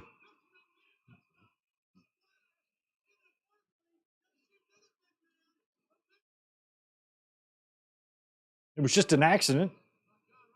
Big Show, don't cry. Oh, crotch him. Ouch. Ouch. Yeah, Green Pea, right? Did he have to? Was the spreading necessary? Was the spreading of the butt cheeks necessary to ensure a good quality pay-per-view? That's my question. I think you could not spread your butt cheeks, and the pay-per-view would still be good. But Vince goes that extra mile. Oh my God, what are we watching? What did y'all pick? What kind of show did you guys pick? Last time I'm listening to you guys. You didn't say, hey, Greg, let's watch Butt Cheeks Spreading 2006. I think y'all just do this shit to rib me. Hey, let's recommend Unforgiven, then he'll do it, and he'll see the butt cheek spreading, and then we can all laugh at Greg. I think that's what y'all are doing. Triple H is very bloody. Disturbingly bloody.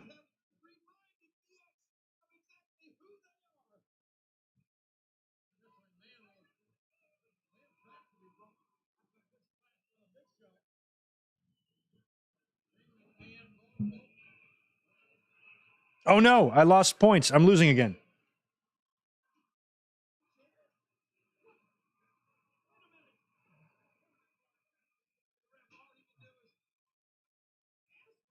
I thought there was some spot with the Big Show's butt. I don't know if they still get to it. Oh no. Pillmanizing Shane's neck while Sean comes off the top with an elbow? Okay.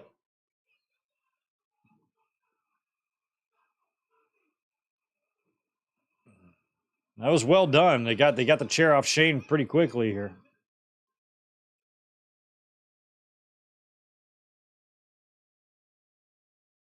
Oh, is that Barkley? Please tell me it is. Nope, it's not. It's Waller.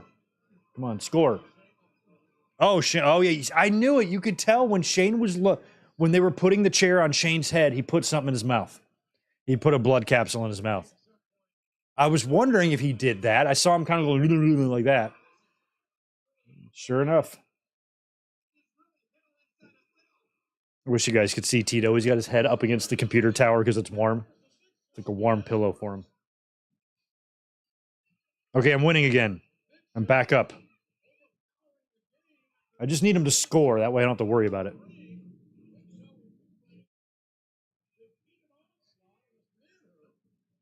There's Barkley.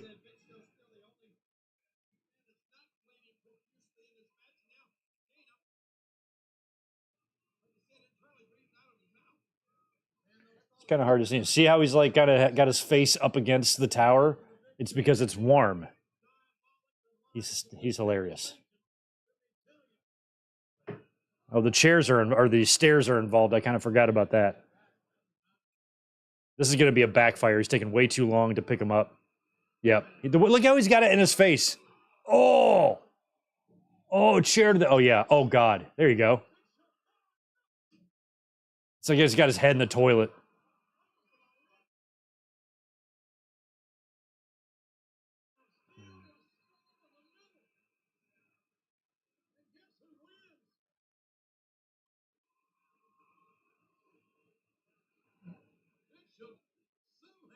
He's still up. Super kick.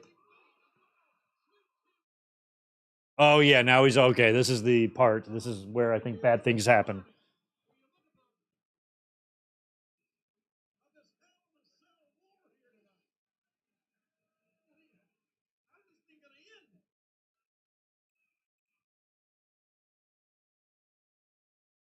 All right, I'm up by a full point.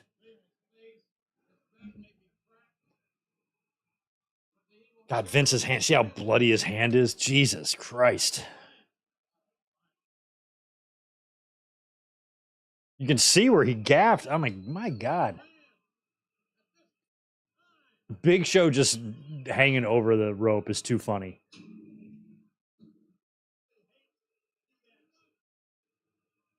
Did they really pull down?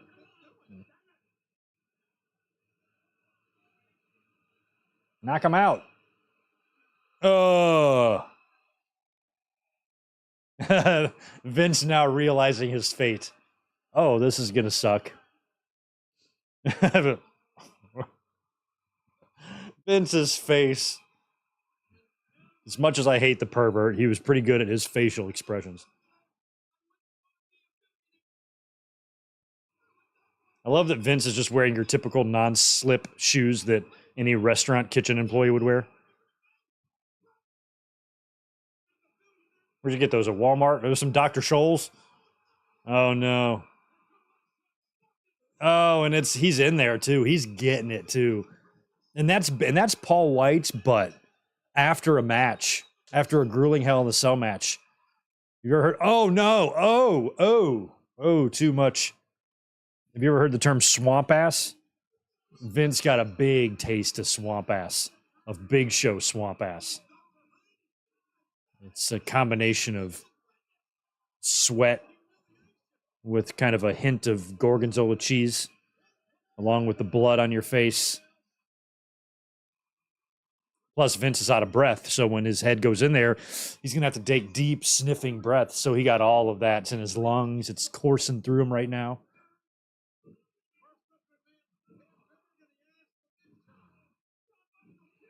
We're going to get a sweet chin music and a sledgehammer shot. Boom. Sweet chinny. He didn't even go down. That's Sean's finisher. Oh, there you go. It's like SummerSlam 2002. Sean's like, I remember this. Oh. Well, I'm glad that Sledgy was gimmicked. Because that would definitely kill Vince if that was a shoot.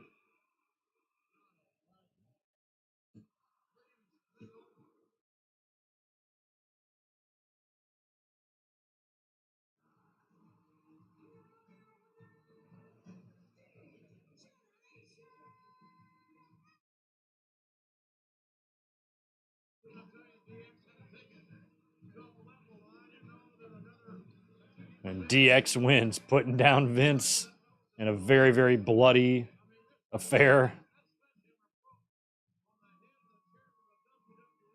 And hopefully this stupid issue between Vince and Triple H and DX is over now, right?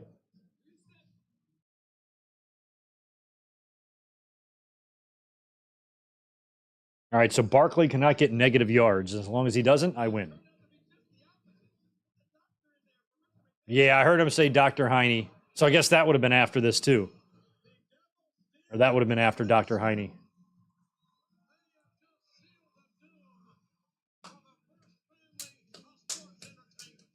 The doctors are out. The EMTs are out. They got the... Look at Shane convulsing.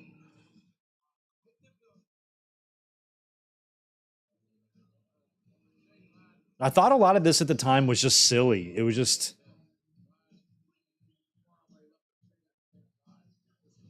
I just wasn't a fan of anything DX after the original.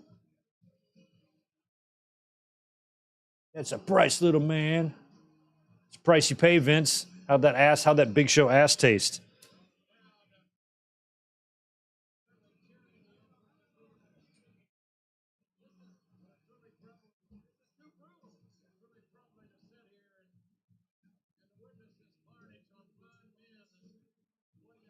I'm so claustrophobic. Like, even in a wrestling angle, I wouldn't be able to have all that shit on me. Like, I'm already probably out of breath, breathing hard, and then they're going to obstruct my neck and they're going to tape my head down and restrain me. I'd have a panic attack. I'd have a full-blown panic attack. I'd be like, I can't breathe. I can't breathe. Like, look at that shit that's on Shane. I couldn't do it. I would be so claustrophobic. And I would really be struggling to breathe.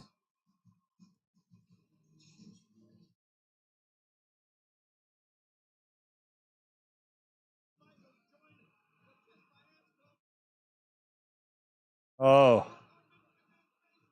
I mean, Vince commits, man.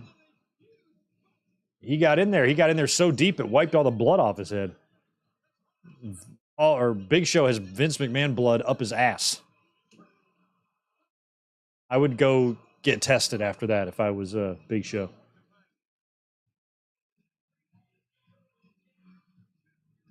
Damn, he missed the fucking field goal. Oh, man, New York. Not good. That was a chip shot field goal, and he missed it. Oh, man, those fans are probably fed up.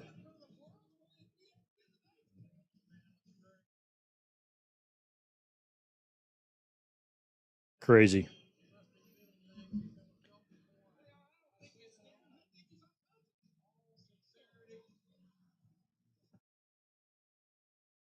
Now they're doing the suck it thing. Yay.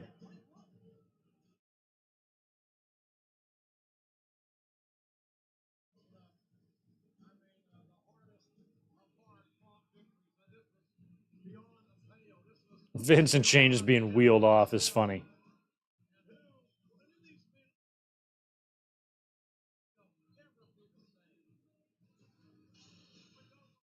All right, we got Lita defending against Trish. That's a great picture of Trish.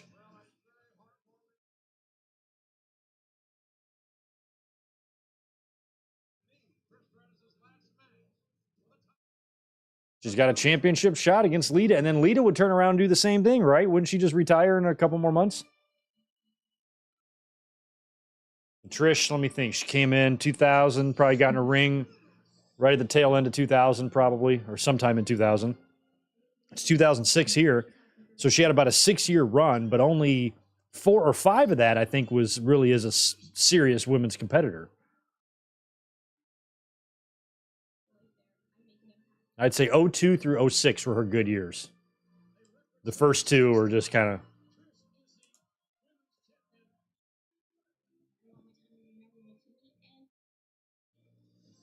Well, Trish, we loved you. She was my favorite women's wrestler. I was... maybe I gave her more credit than I should have just because of, at the time of the Stacys and the Torys and everything, you know, coming in as a fitness model, as eye candy, as... That was the only reason really they brought her in. and she turned out to be a great wrestler. She was somebody that gets signed and learned how to wrestle later. And for those type of signees, I thought she really excelled. Oh, look at that old WWE website from 2006. Wow. YouTube was only like a year old, maybe even less.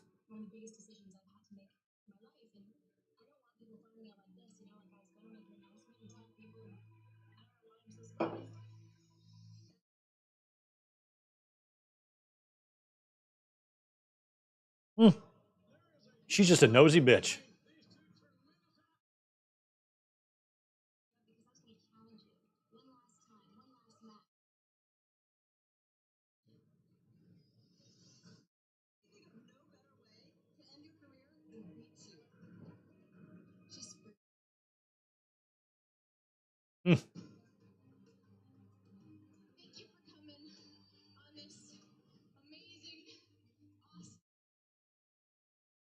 Trish was the best. These years too, 2006 was like I thought when Trish was the hottest. You know, she was at the peak. I was sad to see her go, but I'm glad we got to get her back a couple times over the years.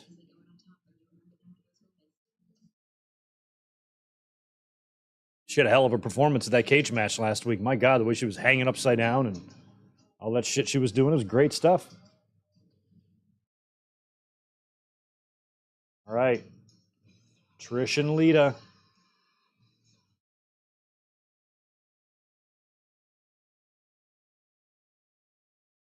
Lita, the big heel.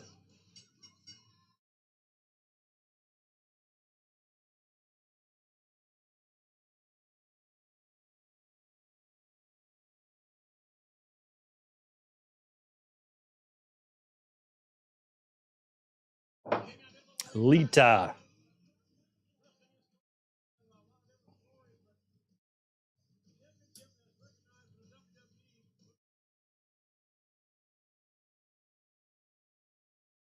$19.56. Moolah held that belt way too long.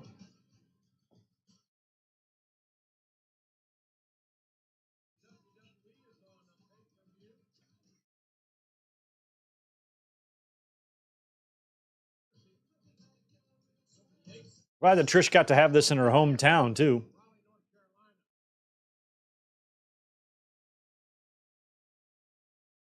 Shout out to Lillian's dress. Very nice.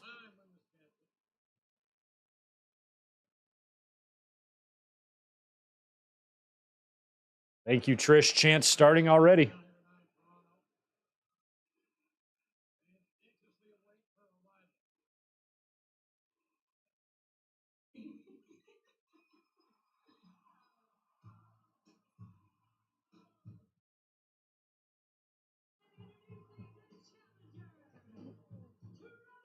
Trish gets a little banged up in this, I think, too. I think this is a pretty hard-fought match. She had all new gear made just for this match. I love this gear. It looked really good.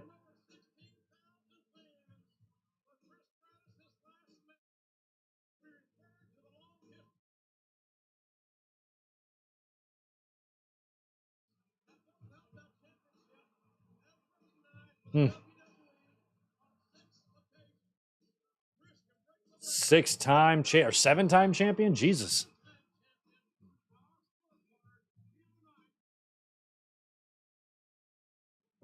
I like at WrestleMania this year in LA, she kind of had a call back to her WrestleMania 21 gear with the suspenders, which was another one of my favorites of hers that I always thought looked really good.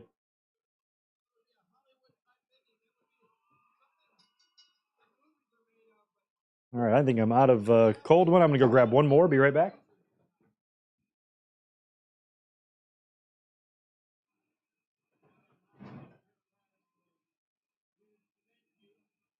All right, we back.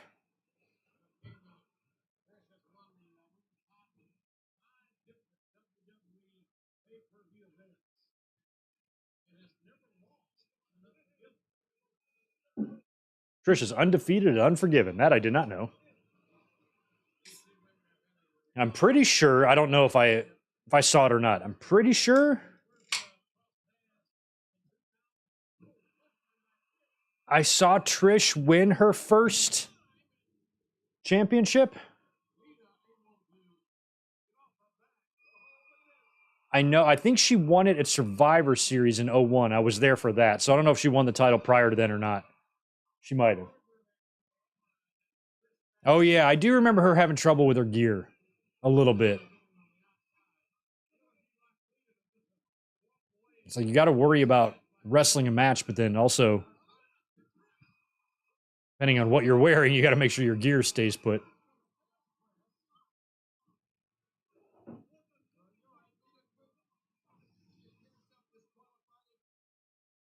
Like big leaping Thez press from the apron.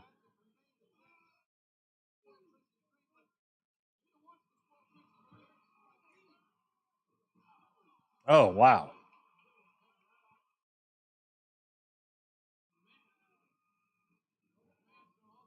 I have a friend that I work with, I've known for about 10 years. She looks facially exactly like Trish, but she's a brunette. She's from Puerto Rico, and it just kind of cracks me up. Sometimes it's like uncanny. She doesn't know shit about wrestling, but sometimes when I'm talking to her, I see Trish, and it just cracks me up. I'm like, I can't tell anybody about this because nobody knows who Trish Stratus is. Or she wouldn't, but I know somebody who looks like Chelsea Green, too. It's weird.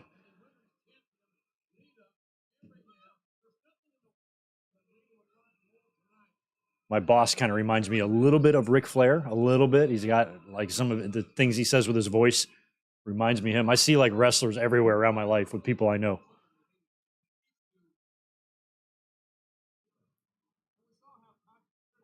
Look at the size of that Cena sign. Damn, Cena's big in Toronto, I guess.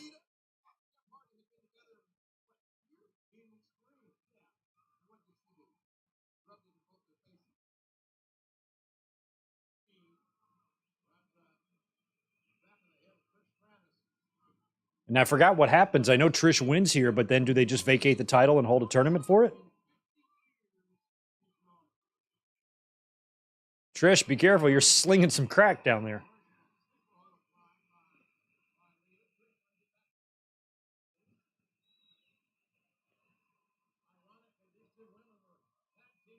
Oh, another incomplete pass by New York.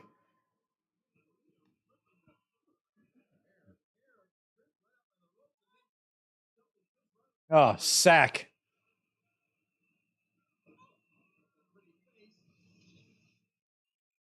Well, I'm still winning, but barely.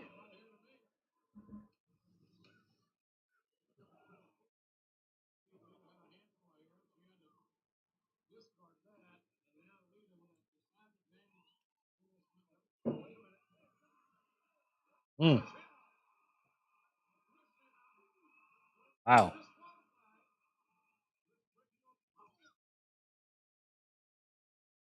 All right, halftime it is. 26 zip. Dallas at the half.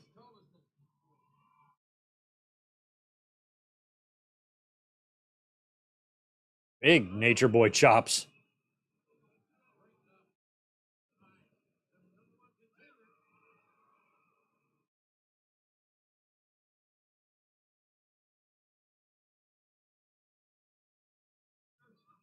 Trish loves this move. Oh, wow. Wow.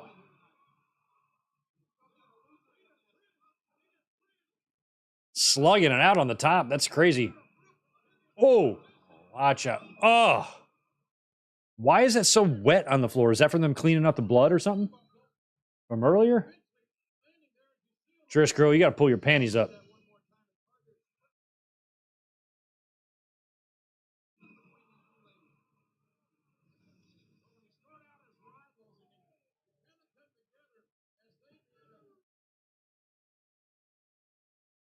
Unforgiven 2003. I don't think we did. Is that when Triple H loses the title to Goldberg? I don't think we watched that one. That one, I hate Goldberg, so I don't like watching him win anything. Oh.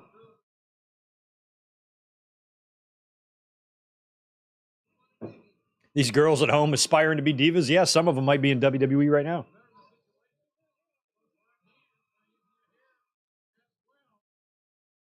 Oh, wow. Oh, what a bump by Trish. Damn, what a bump. Jeez. That was a hard blow. Jim Ross is right. Lita's going up for the moonsault, I think. Weird positioning. Watch out. Don't smash her face. Miss. Nobody home.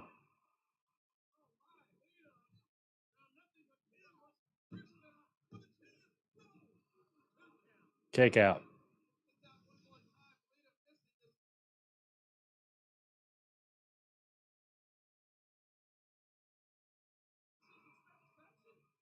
Nope, threw her over the top rope.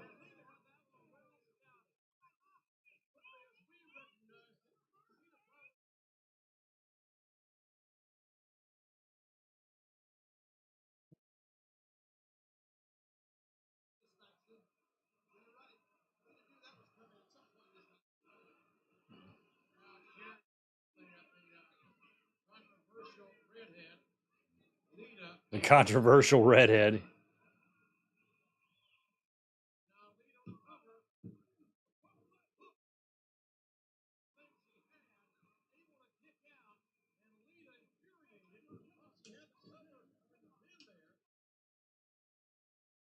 Oh, yeah. Kane and Shane. Was that before or after he hooked his nuts up to the car battery? Because that was awesome.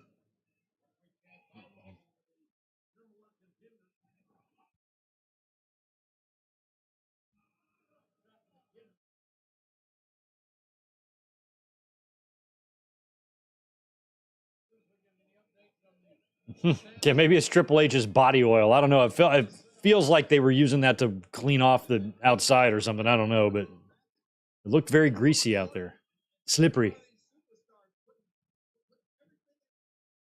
A suplex.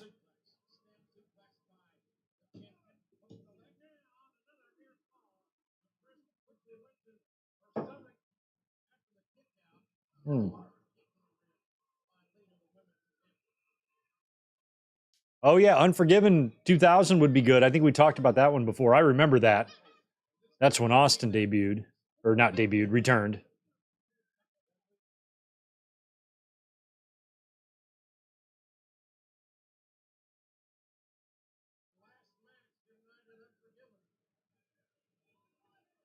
Trish has got a lot of booty hanging out of that, out of those pants.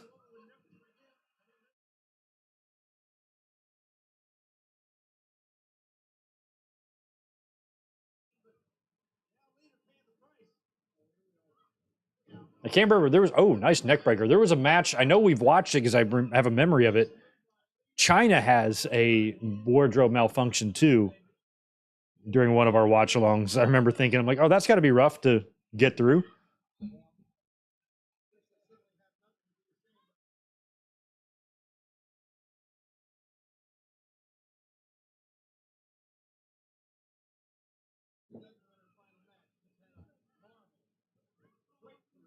Sleeper hold by Lita.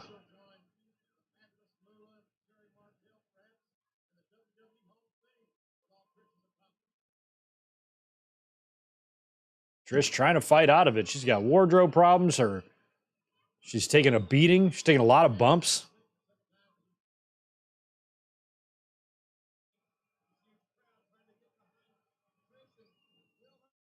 Wow.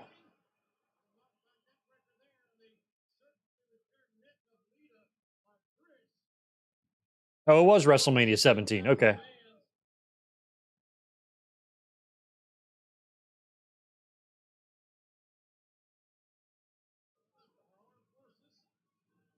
Slugging it out now.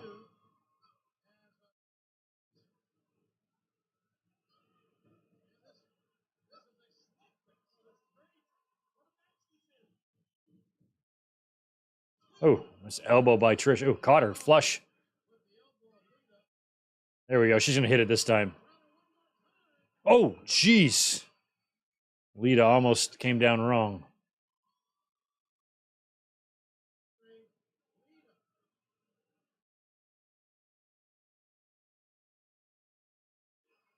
A chick kick.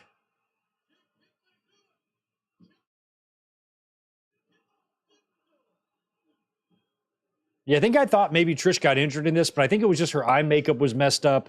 She had the wardrobe problems. It just looked like she took an ass kicking, but I think she was all right. Thought I had memories of her getting her nose busted up. I think it was just a combination of everything. Whoa.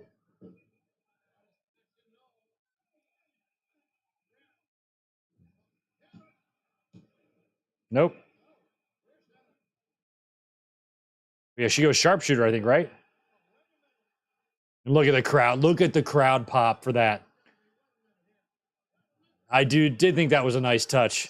Sharpshooter in Canada to win the match. This I specifically remember being very touched by as a Bret Hart fan and as a Trish Stratus fan, who by this point I considered her my favorite women's wrestler of all time. This was her way of getting to.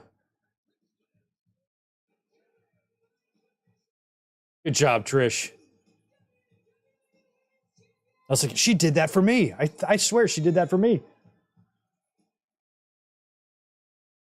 Good job, Trish. Hell of a career, girl. You'll be back. Don't worry.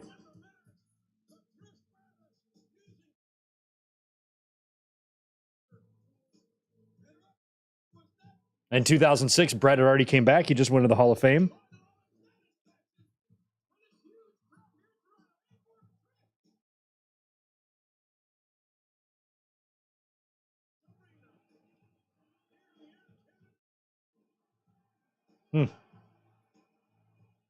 She wins the title. Trish never looked better.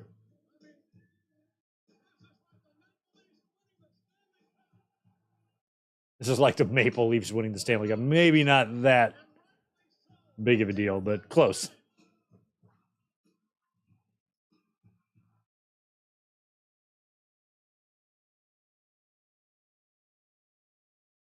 I remember being very sad at the time.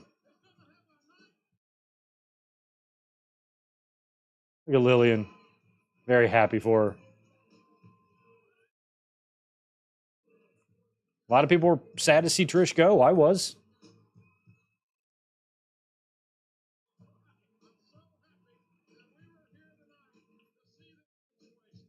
To see this situation.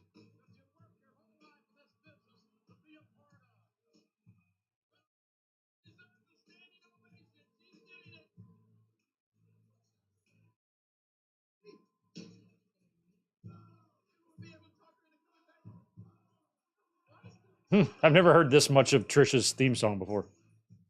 And there's her trademark bow.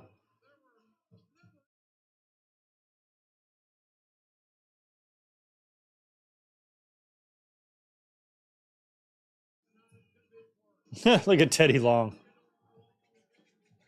I don't know what he's happy about.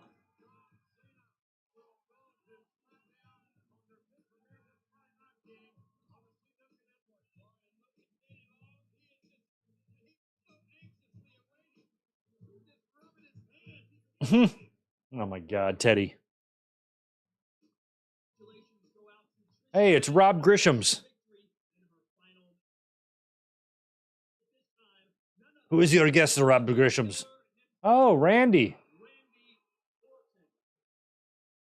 Oh, you got a match? Okay. Carlito. Are they ever going to debut Carlito in WWE? Didn't he re-sign with them? Maybe he's hanging out with the Authors of Pain.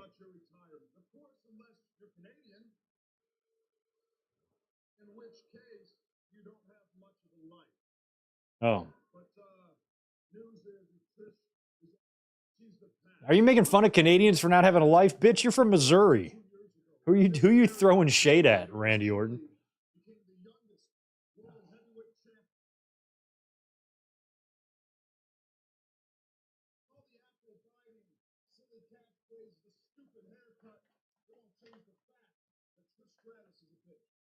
Oh. Trish Stratus is not a bitch, Randy Orton. You're a bitch. What a dick.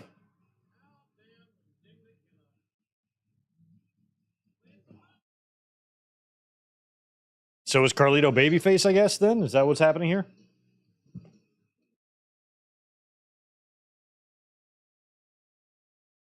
WWE 24/7. I forgot about that. Oh, the banner.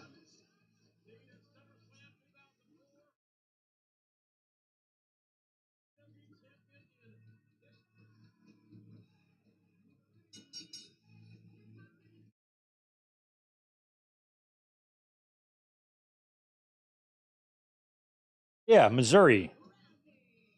You hear what Lillian said, Randy? So shut up about Canada.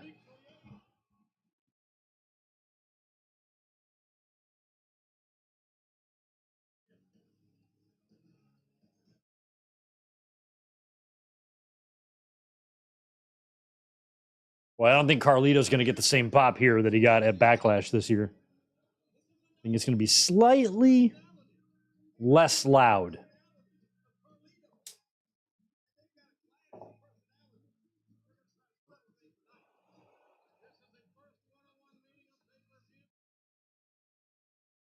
See that shoulder surgery scar right there?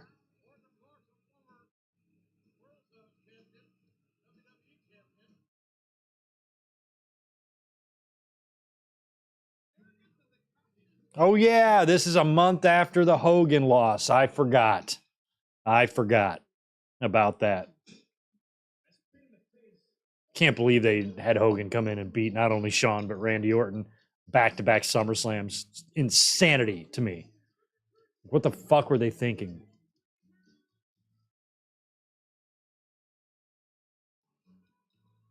I always liked his music. I remember when they started doing those Kofi vignettes. So I'm like, are they just trying to recreate Carlito? Except from Jamaica this time?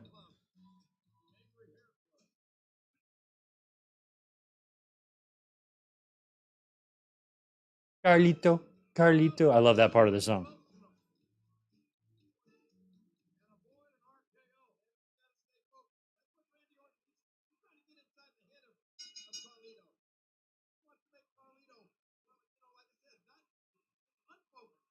Hmm. Carlito and Randy Orton. Okay. Well, I'm trying to think. I bet you some Carlos Colon and Ace Orton matches exist somewhere. Probably happened.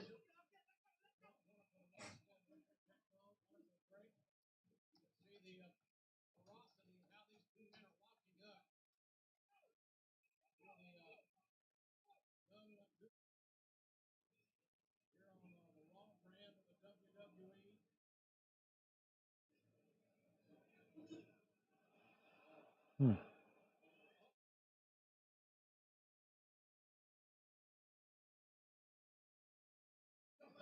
No, I'm not seeing any, but I'm sure some exist.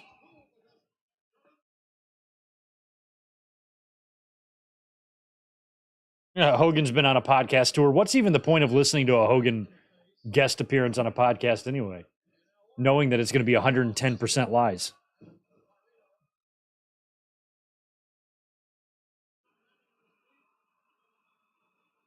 Hmm.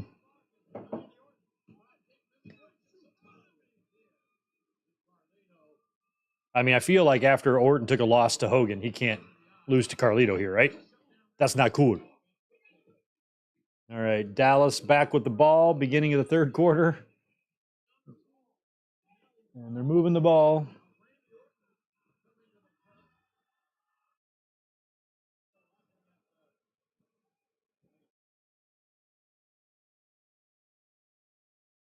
Yeah, I don't know what they're waiting for Carlito. We don't have anything for. I hate when I hear something like you read something on the internet. It says like word is WWE doesn't have anything for him. Well, come up with something for him then. Like what the fuck? We don't have anything for him. Well, then get something for him. That's what y'all's job is. Look at somebody, come up with shit for them to do, put it on TV. Like it's what you do. What do you mean you don't have anything for him? Whoa. Whenever you don't have anything for someone, then you make something for that someone. Am I the only one that finds that extremely simple? Orton might be busted open there. He is. Might be hard way too. Carlito, Carlito, Carlito.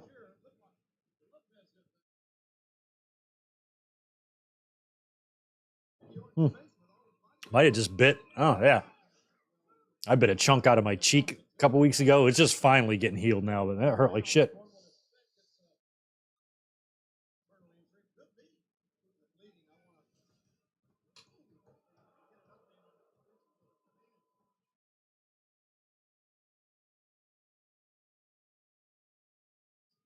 I mean, at this point, Hogan is like rapid fire lies. That one clip, it was only like a minute and a half long and he had like 16 different lies in 90 seconds. It was like, what the fuck? So you can't even keep track of it. He's like breaking the needle on that stuff.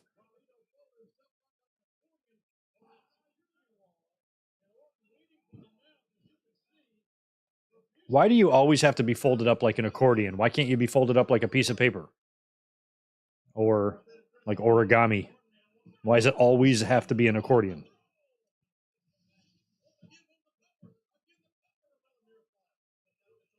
All right, I'm still only winning by 1 point. It's making me nervous. I need Barkley just to give me a cushion here. Give me like 4 more points just so I don't have to worry about any score corrections. Oh, nice stomp. Give him the Garvin stomps.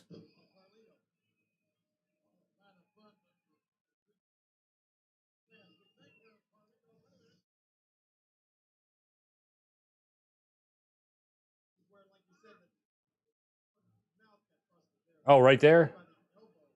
Is that where it was? Right there on the moonsault? It didn't even look like it hit him that bad. I guess it was Carlito's elbow or forearm might have tagged Randy in his mouth. But that's wrestling, Randy. Don't take it out on Carlito. Shit like that's going to happen. Don't call him stupid, or whatever.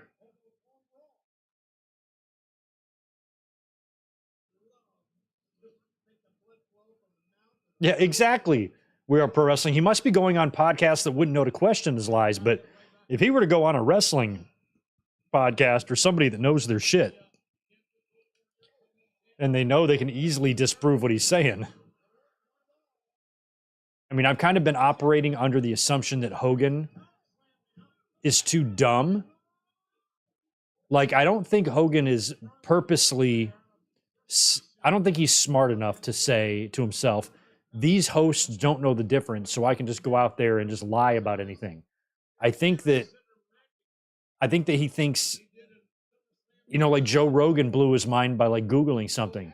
Holy shit, you got that pulled up so fast. I don't think Hogan understands that when he says something, anybody who listens to it instantly can use their fingers to find out if it's the truth or not, just by looking it up.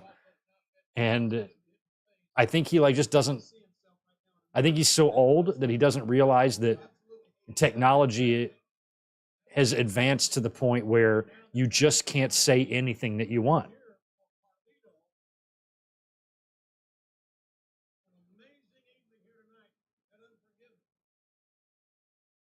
There's a certain soon to be multiple time convicted felon and presidential candidate that does the same thing. Just says anything. Because he's too stupid to realize that how easily that can be disproven to people who aren't in a cult. And luckily and unfortunately for Hogan, he doesn't have a cult that's going to believe it or buy it.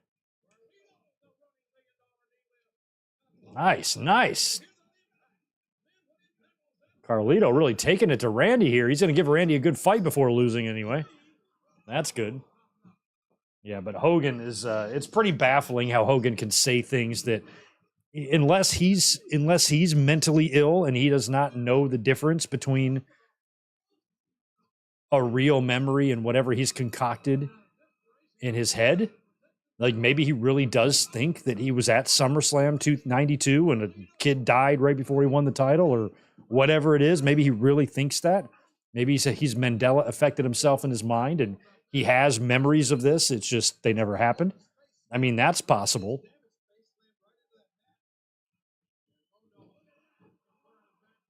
I don't think Hogan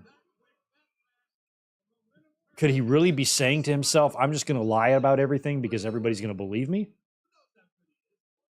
Like, I'm just curious what the motivation behind these lies is. And a lot of it, I think, is just ignorance.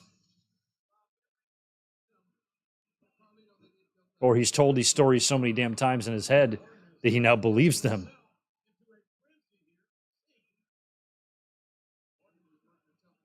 Oh, it might not be inside the mouth of Randy Orton. He might have got caught on the outside. Oh, backcracker. Looks like it's a cut on the outside of his mouth. I can't tell what's going on with him.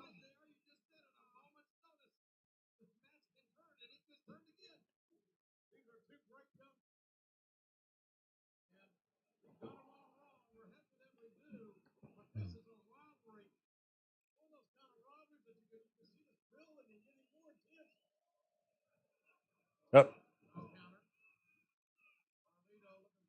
Carlito.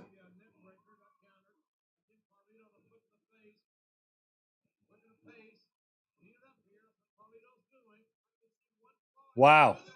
Oh, RKO. That's ball game.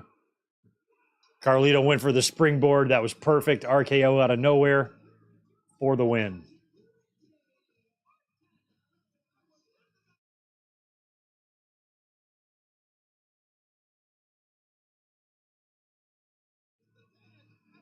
Hey, help me out. What was going on SmackDown right now? Like at WrestleMania, Rey Mysterio won the title. Was he still champion by this point, or had he dropped it? What was going on the SmackDown world?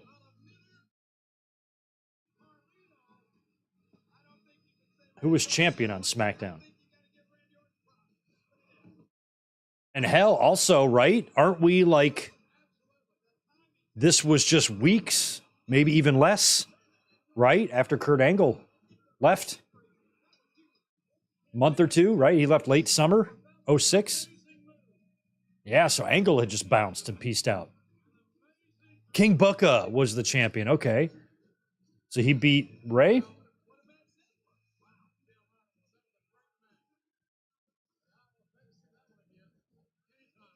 Oh, of course. Always listen to the Iron Sheik. Yes, because Iron Sheik always knew his stuff. Okay, so Booker was world champion. Him and Batista were feuding. So Ray must have dropped the belt to King Booker at some point, I guess. He dropped it to King Booker with Chavo Betrayal. Okay. Okay.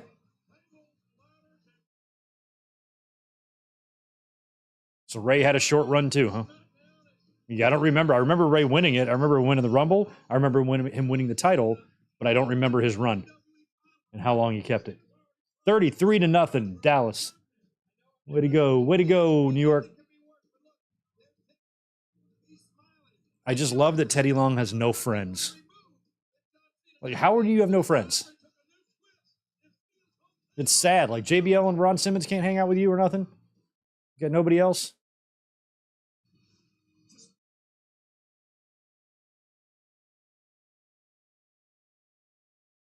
In John Cena's hometown, Edge gets the win. With the Nuckies.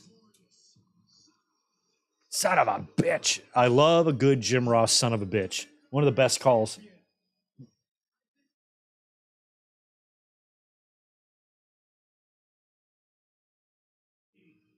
Burial at sea.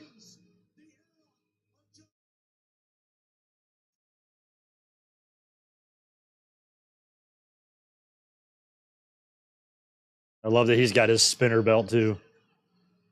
How many more years of this shit did we have to put up with? It's 2006 here. We'd have another, what, 6?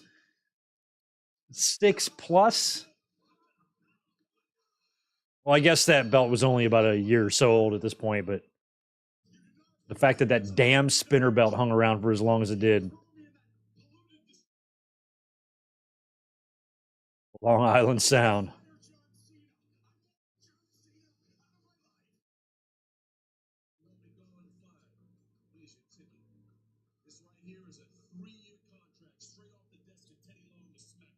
Three-year contract to SmackDown.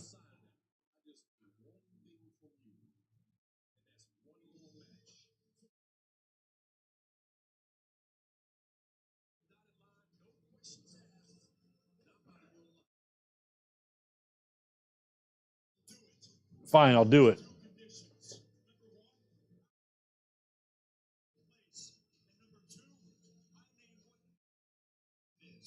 Okay. Deal.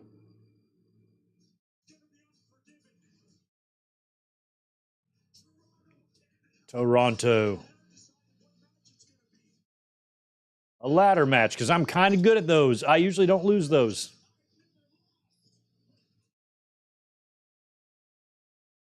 Oh, yes.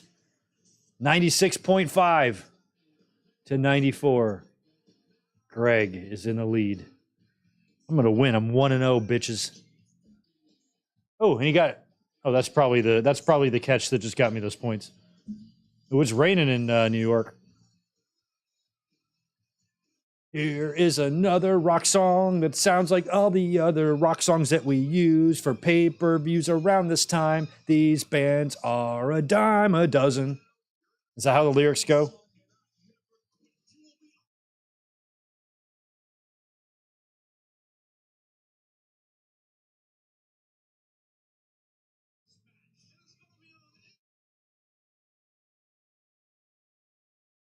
And oh, it's a TLC, not just a ladder match. It's a TLC match. Excuse me. I did not know that.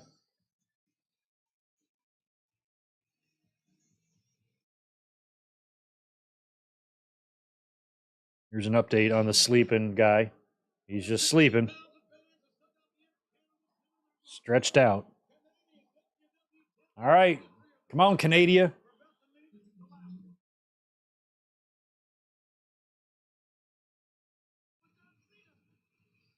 Feels like the fans will be behind Edge. They booed him that one time in Canada. That kind of led to him becoming a heel.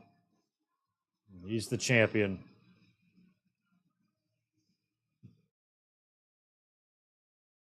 So basically, so he's been champ since he beat Rob Van Dam, right? Cena's about to get the belt back for the first time since One Night Stand.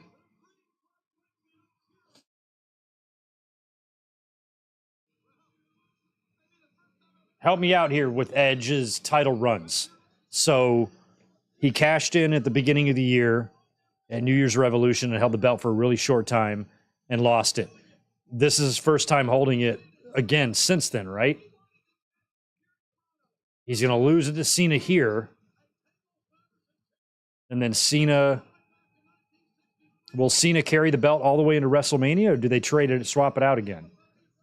After this, after Edge drops the belt here, when does he become champion again? It would probably be the World Heavyweight title, right? He'll switch brands or something? Yeah, because by the time we get to... Well, shit, he'll be in Money in the Bank at WrestleMania. So he won't be champion there. And then the next WrestleMania, he's main eventing against Undertaker. So I guess this is his last run with the title until he wins the World Heavyweight title. Do I have that right?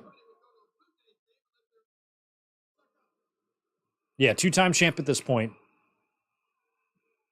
And then I feel like this will be the end of him for this belt until he wins the World Heavyweight title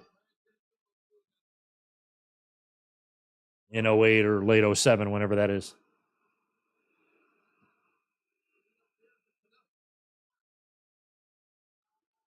Cena's making Edge wait, making the champion wait. That belt is so ugly. It's so ugly. That belt is so fucking ugly.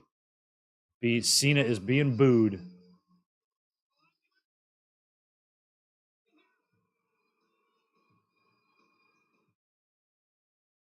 From West Newbury, Massachusetts, which is only about 300 miles from here. Give or take.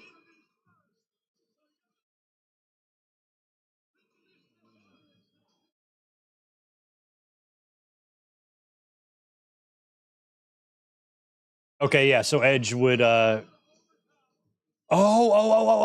yes, that's right. See, I'm thinking, I know he's in the Money in the Bank match at WrestleMania, and I know he does the spot, like he crashes through a ladder, like Jeff fucks him up or something, and he doesn't win that. Kennedy does, but that's right. He wins the briefcase from Kennedy, and then he cashes in and gets the big gold. That's right.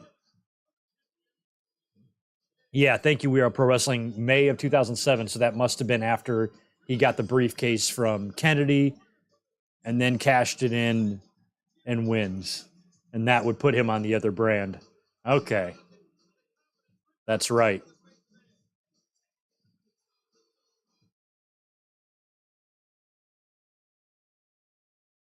Okay. He'd win it again at Survivor Series, win it again at Royal Rumble. So he won it at Survivor Series 08 and the Rumble?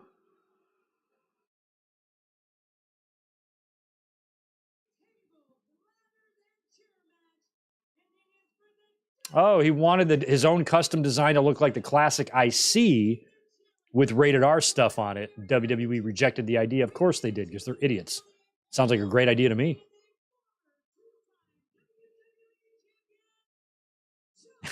Cena is only a former two-time WWE champion at this point.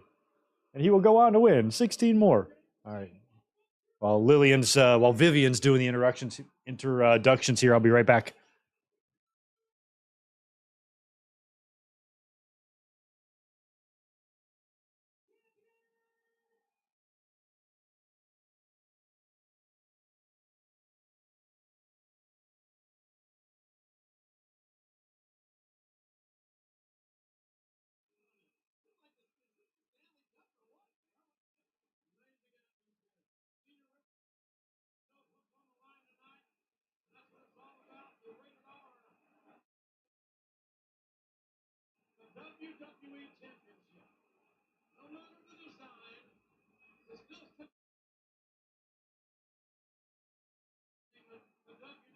It does. The most coveted trophy in entertainment. I hated those signs. See that Cena fears work rate shit. Fuck off, you mark. Cena's work rate is fine. Cena can do a hell of a lot more than your ass can do, I bet, in the ring.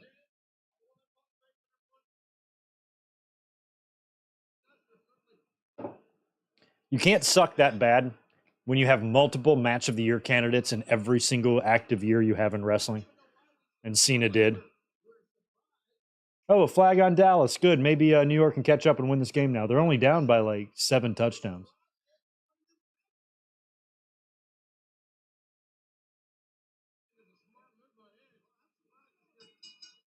There we go.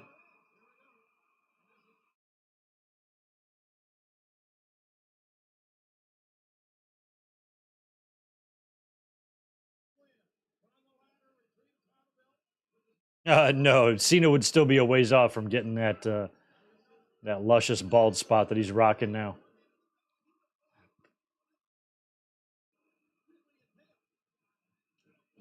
No.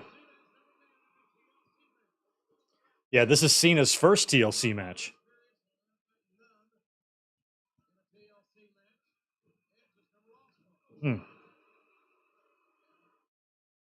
Loud Cena boos. Crowd feels pretty pro Edge in this.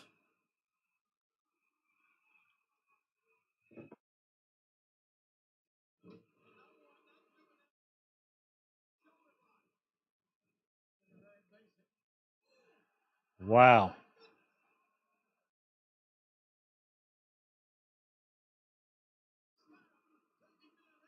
I think 2006 was the year I really realized how crazy wrestling fans were. Like, we'd already seen some funny things, like the Rock and Hogan match at WrestleMania, the Rock and Brock match at SummerSlam 02, where the fans were behaving oddly.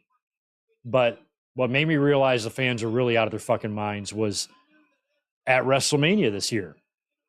And Triple H going into that match with John Cena, Triple H, who had so much fucking heat. Everybody hated Triple H. He always wins, the reign of terror, all that shit. They were so just frothing at the mouth, very, very anti-Triple H. And by the time we got to that WrestleMania match, Cena had then taken over, and Cena was winning all the time, and the fans were starting to get sick of him, and watching them transfer so seamlessly that hate for Triple H onto their hate for Cena was pretty hilarious. And then it happened again when they would transfer that hate for Cena onto Roman Reigns. And it's just always what they've done. Like, they always need an enemy. They always need an imaginary made-up enemy to focus all their energy on hating. Otherwise, they're not themselves. And so if it's not Cena, it's going to be Roman. If it's not Roman, it's going to be Triple H. It always has to be someone, you know? You ever notice that? It's always got to be someone. And now fans have 2 companies to pick from. Now it's like Orange Cassidy or whatever. Stupid ass shit. Although they don't hate him like they hated these two.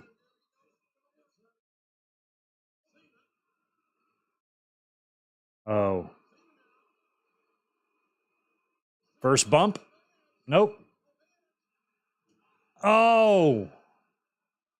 Crowd loved it. Countered suplex into a neck breaker on two folding chairs set up.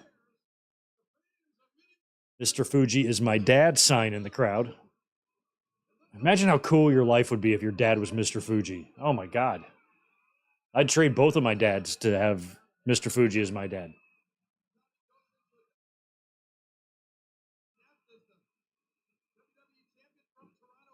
Oh, my good Michael commentary. Do very good.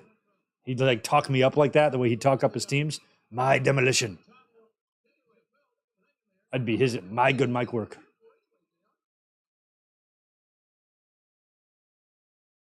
I feel like we got the big ladders out there too, right?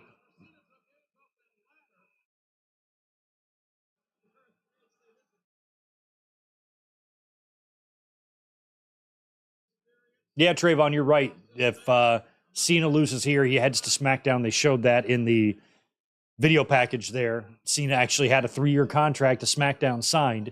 If he loses, he'll go over there. But he did not lose.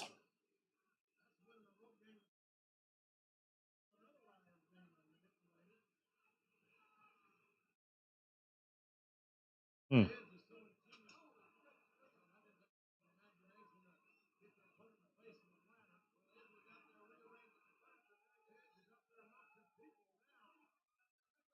Oh. Gunther and Brock at Mania would be cool, but if it was Gunther and Brock, I would have it be for the Intercontinental title. I would have Gunther stay champion until Mania and face Brock. Otherwise, if it's just Brock and Gunther, I feel like it's too obvious. Gunther's going to win. You know, Brock just lost to Cody. He's been taking a lot of L's lately. I almost think Brock's got to come back and win a little bit before you do the Gunther match and have Gunther beat him. Because right now it feels like everybody's beating Brock. So at least if Gunther was still champion, it might be like, oh shit, Brock might win the Intercontinental title. He might be the guy to beat Gunther. I want Gable to be the guy to win the title. Edge misses with the chair there, or the ladder.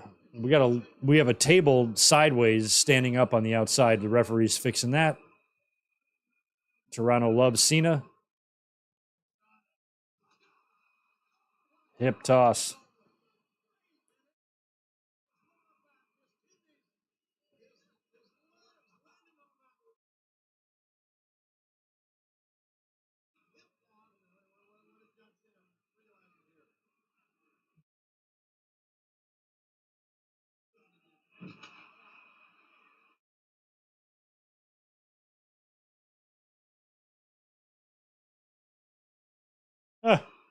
No way, he's not going to FU Edge onto that. I mean, somebody's going through those tables out on the outside. We know that.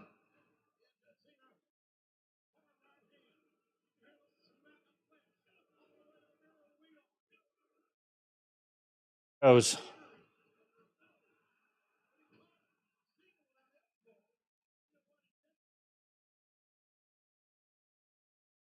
If Cena wins, we cry about it at Tim Hortons. That's a good sign.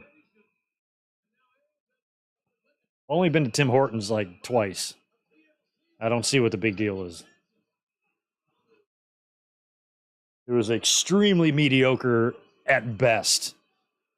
But I guess Tim Hortons is a staple up north. They got a couple of them in Michigan, and I've been there, but I had a little egg and cheese biscuit thing. It was fine, but I'm like, I don't know why Tim Hortons is such a big deal.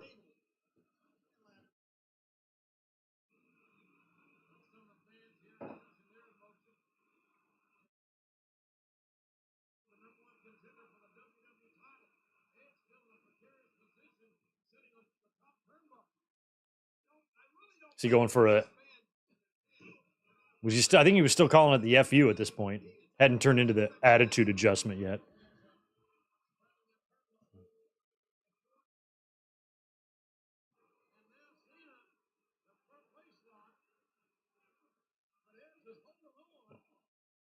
Edge, you got to hold on for one more day.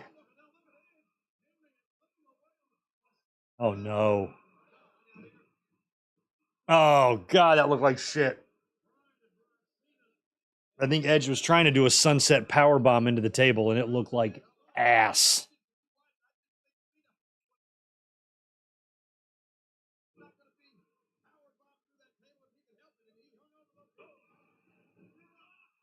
Oh, Tim Hortons is different in Canada. I just thought it was a franchise. I thought all the menu would be the same everywhere. Like McDonald's is everywhere in the world, except in France, where you get a Le Big Mac and a Royale with cheese.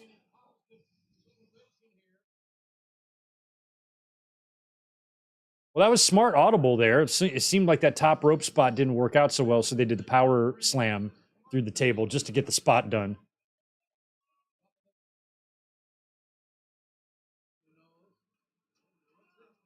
Oh, Edge, that was close. He did the Shelton Benjamin running up the ladder spot, but he damn near botched it. Very close.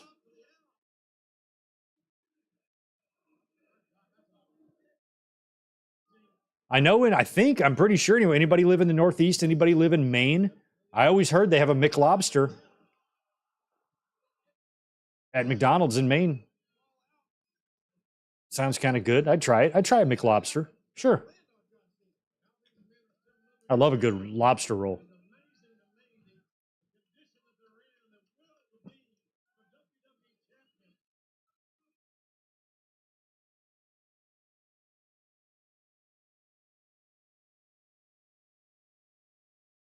Oh yeah, I know. Like they're gonna have a few different choices on their menus worldwide. I'm just thinking, how much different can a Tim Hortons in Toronto be from across the river in Detroit? Feel like it'd be the same damn thing. Americans and Canadians, we're the same people.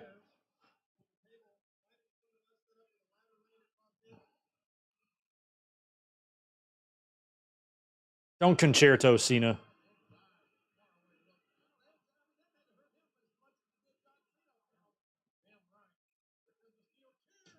Oh wow.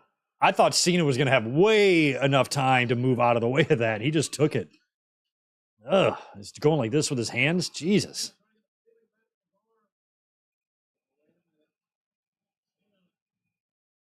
33 to nothing. Jesus.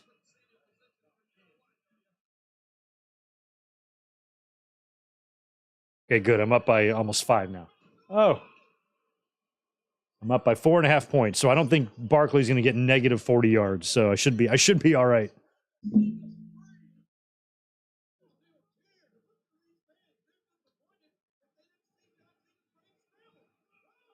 There's that weird Cena somersault bulldog thing that he does.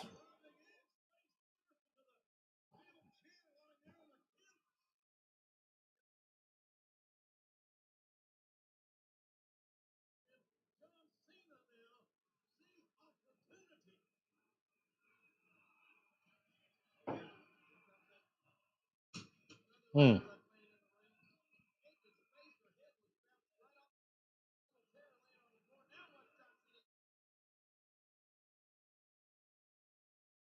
Canada, America Junior. Canada's America's hat. We love Canada.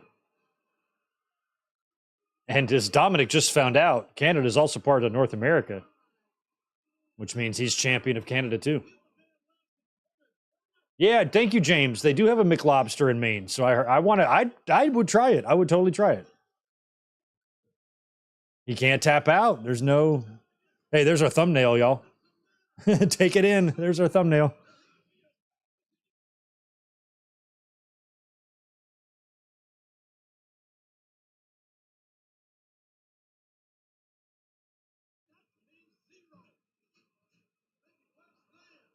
Oh.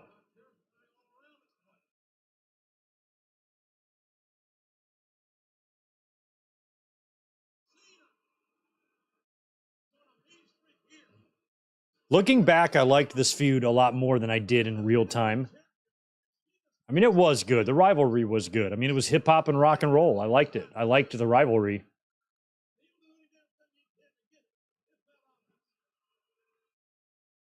He just F5 the ladder onto Or FU'd the ladder onto Edge. That's not gonna hurt. I mean, it might hurt a little, but it's not gonna put you out.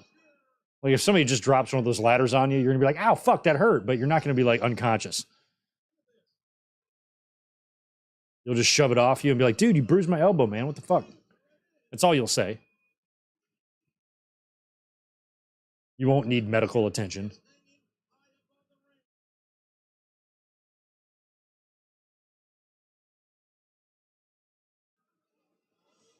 Five shuckle nuffle time, because that's what it's called.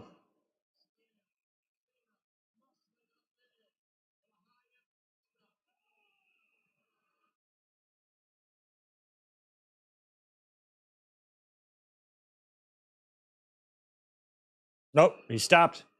We can see you. We saw that you stopped. Oh, you're gonna try to climb up there? Okay. Cena going high risk. Not a normal thing for him. Oh, he's going from up there. He hit him with a knuckle shuffle from the ladder.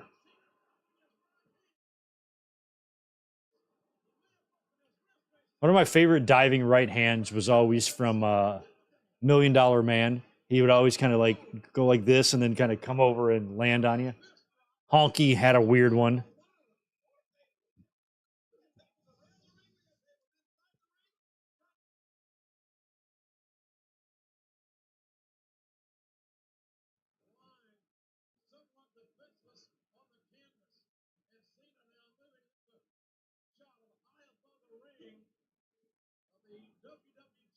Got to set the table up, put the little latch on. There you go.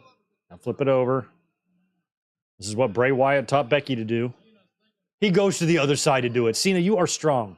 He's just positioning so Edge can hit him with the ladder. So stupid. So fucking dumb. He ate that one too. He ate that one.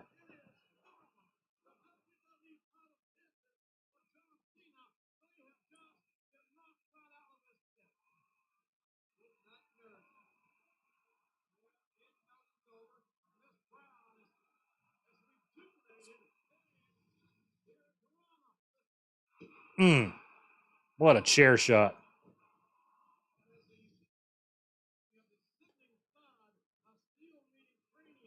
Steel meeting cranium. John Cena with the camouflage shorts was always a trip to me.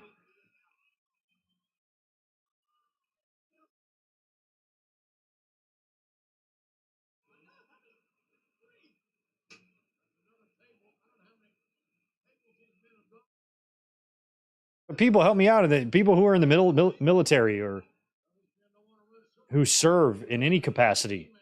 Isn't it annoying when somebody pretends to be one of y'all and they're not? Cena with his dog tags and shit. Oh.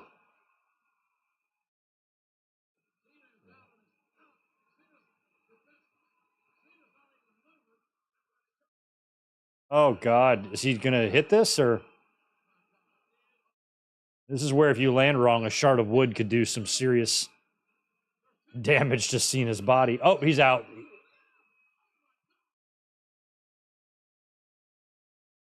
Okay, so I hope these tables remain intact. I think they do. I think that's the finish. Doesn't Cena... I think Cena FUs him off the ladder or something. I thought Edge was going to try to hit that, and Cena finally comes to, boom, throws him right off.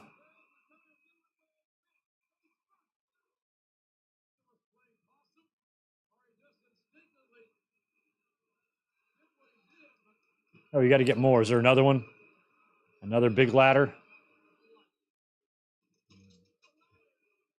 They always have really good looking beverages under there, don't they? They're like Gatorades and Sprites. Hook me up with one. Yeah, that ladder's tall. Way taller. I knew they had to get the big one out for the finish. Okay, well, at least he wore real veterans dog tags as a tribute. At least that's something.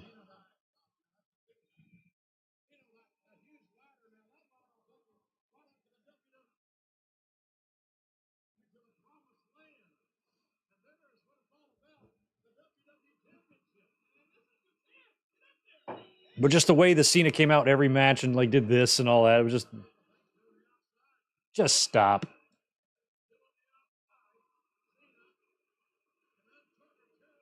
Up, Edge is up. Yeah, Cena's taking all the time in the world getting up this ladder. Speared him off the ladder. It was okay. It was not like what he did to Jeff Hardy, but it was okay. They took way too long setting that shit up, man. Way too long.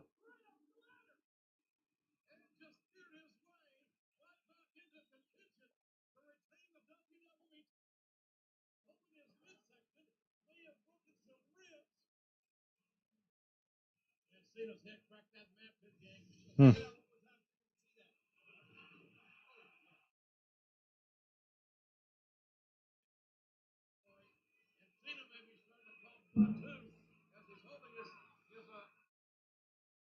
Holding his diaphragm.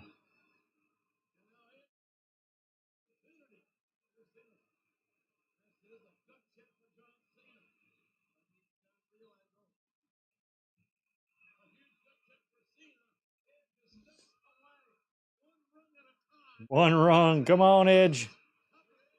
This has got to be where they're setting up. He's coming back. He's going to dive off again. Cena caught him. He does not walk up the whole ladder with him, does he? He does. No. Oh, he's going to let Edge get up there. Powerbomb. Oh. Powerbombs him into the other ladder. He just slumps.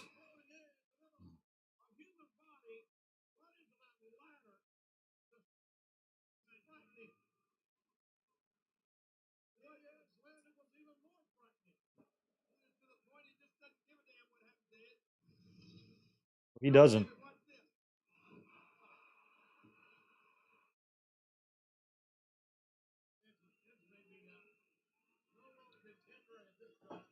Hmm.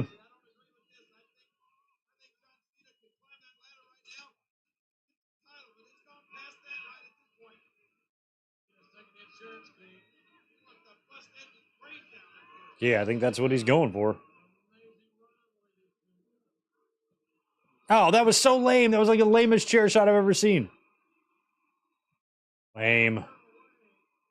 Boo. I'd be booing him too. Boo. We got just the one ladder left. I know they're setting up for the finish because I know those two tables stacked up is the finish.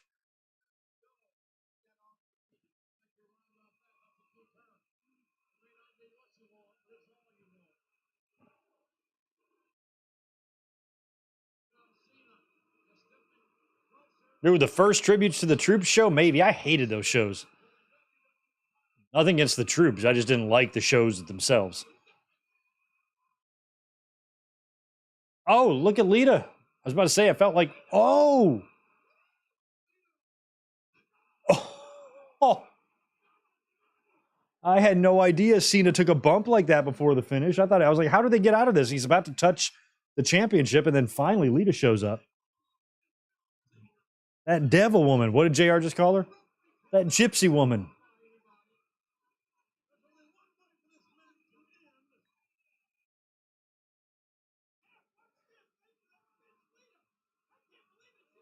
Damn, Lawler. Wow. Cena. Ouch. Come on, Cena, you got to get up and stop Edge before he wins.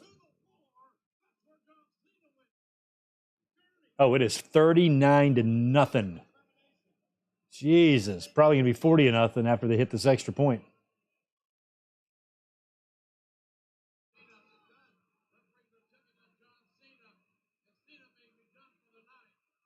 Cena might be done for the night. Edge trying to get that ladder in position here.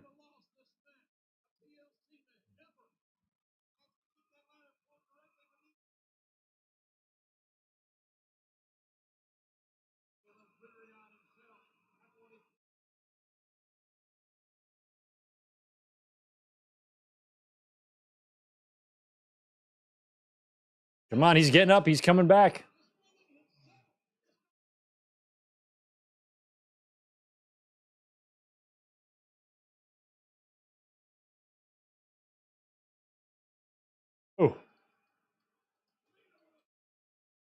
There goes Edge.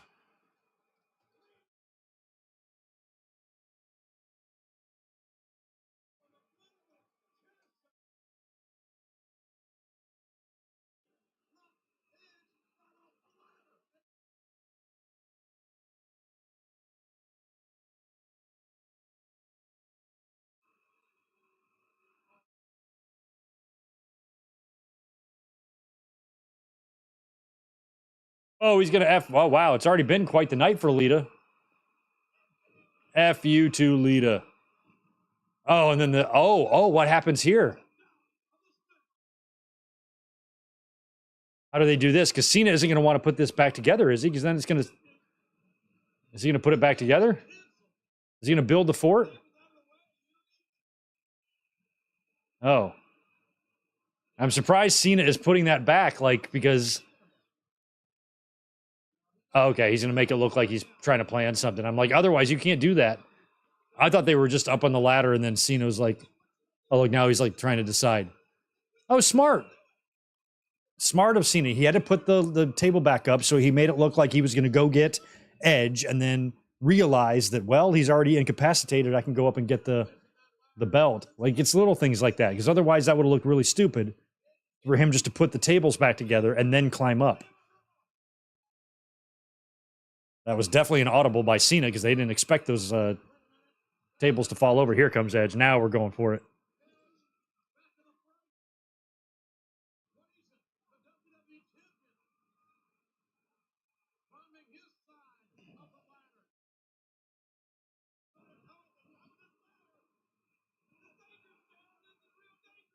You're right there. Just grab the belt. If I was Edge, I'd be just like, whoosh. There you go. Now they both got it.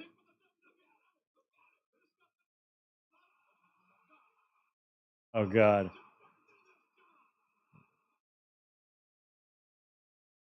And the referee's holding the ladders for him. Edge with the bump. The belt is swinging. And that's it. He knows. I always remembered this finish. I do like kind of the story Cena was telling with his face. Like, he won the title, but, like, that's not a look of joy. That's a look of, like, I can't believe I had to go through this.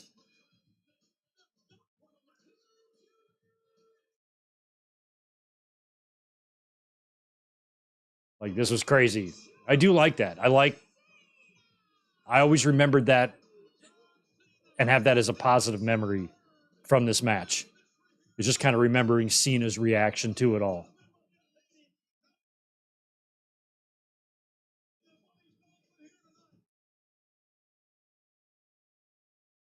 Now he can get rid of that dumb belt and bring his own dumb belt back.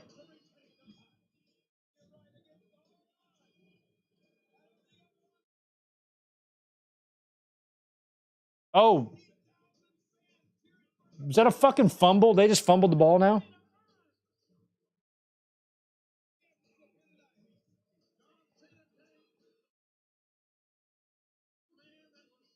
Oh, okay, so this would be the run that is Cena's longest. How long will this go until? So we're in September of 06 here. He would retain through WrestleMania 23, 2007. I don't know when Cena would lose this belt. Another year? Did he have to forfeit it? How did he lose the belt? 2007. What the fuck happened in 2007? Yeah, he would be champion all the way through past the Benoit murders, right? He might have gotten hurt because then he came back in the 2008 Royal Rumble. He got hurt. Okay, October 2007, had to give up the title, but then showed up in the Royal Rumble.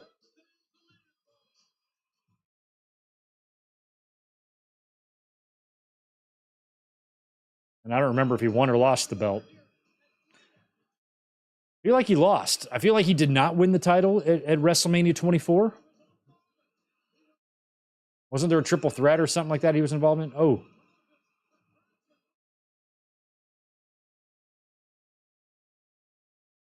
Oh, wow. Yeah, shoulder injury against Mr. Kennedy. I didn't know that. But then I remember he came back early at the Rumble.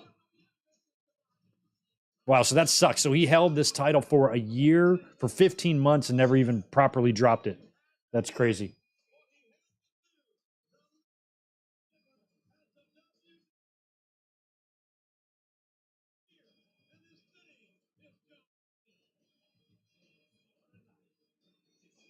What a night. All right. Well, that is a wrap on Unforgiven 2006 as we kick off another football season here on the channel on Watch Along Sundays. So we will be back next Sunday to do another one. We just have to decide what that's going to be. We might stick with Unforgivens. I like the year 2000 option there, or we might go Fall Brawl. We will think about it this week. But I, at least as of right now, plan to be up here tomorrow night after Raw. We'll do a short little podcast. We'll review Raw. We'll talk about any other news going around, like the Riddle stuff, if that's had any implications on his career, and if we even see him on Raw tomorrow, and anything else that we need to catch up on, like last night's Collision results and all that. We'll be up here tomorrow night after Raw. So thank you for being here. I'll give it some thought on which one to do next week, and I'll stick a link up for next Sunday real soon. And looking forward to next week. So thanks again for being here. Hope you guys have a great rest of your Sunday night.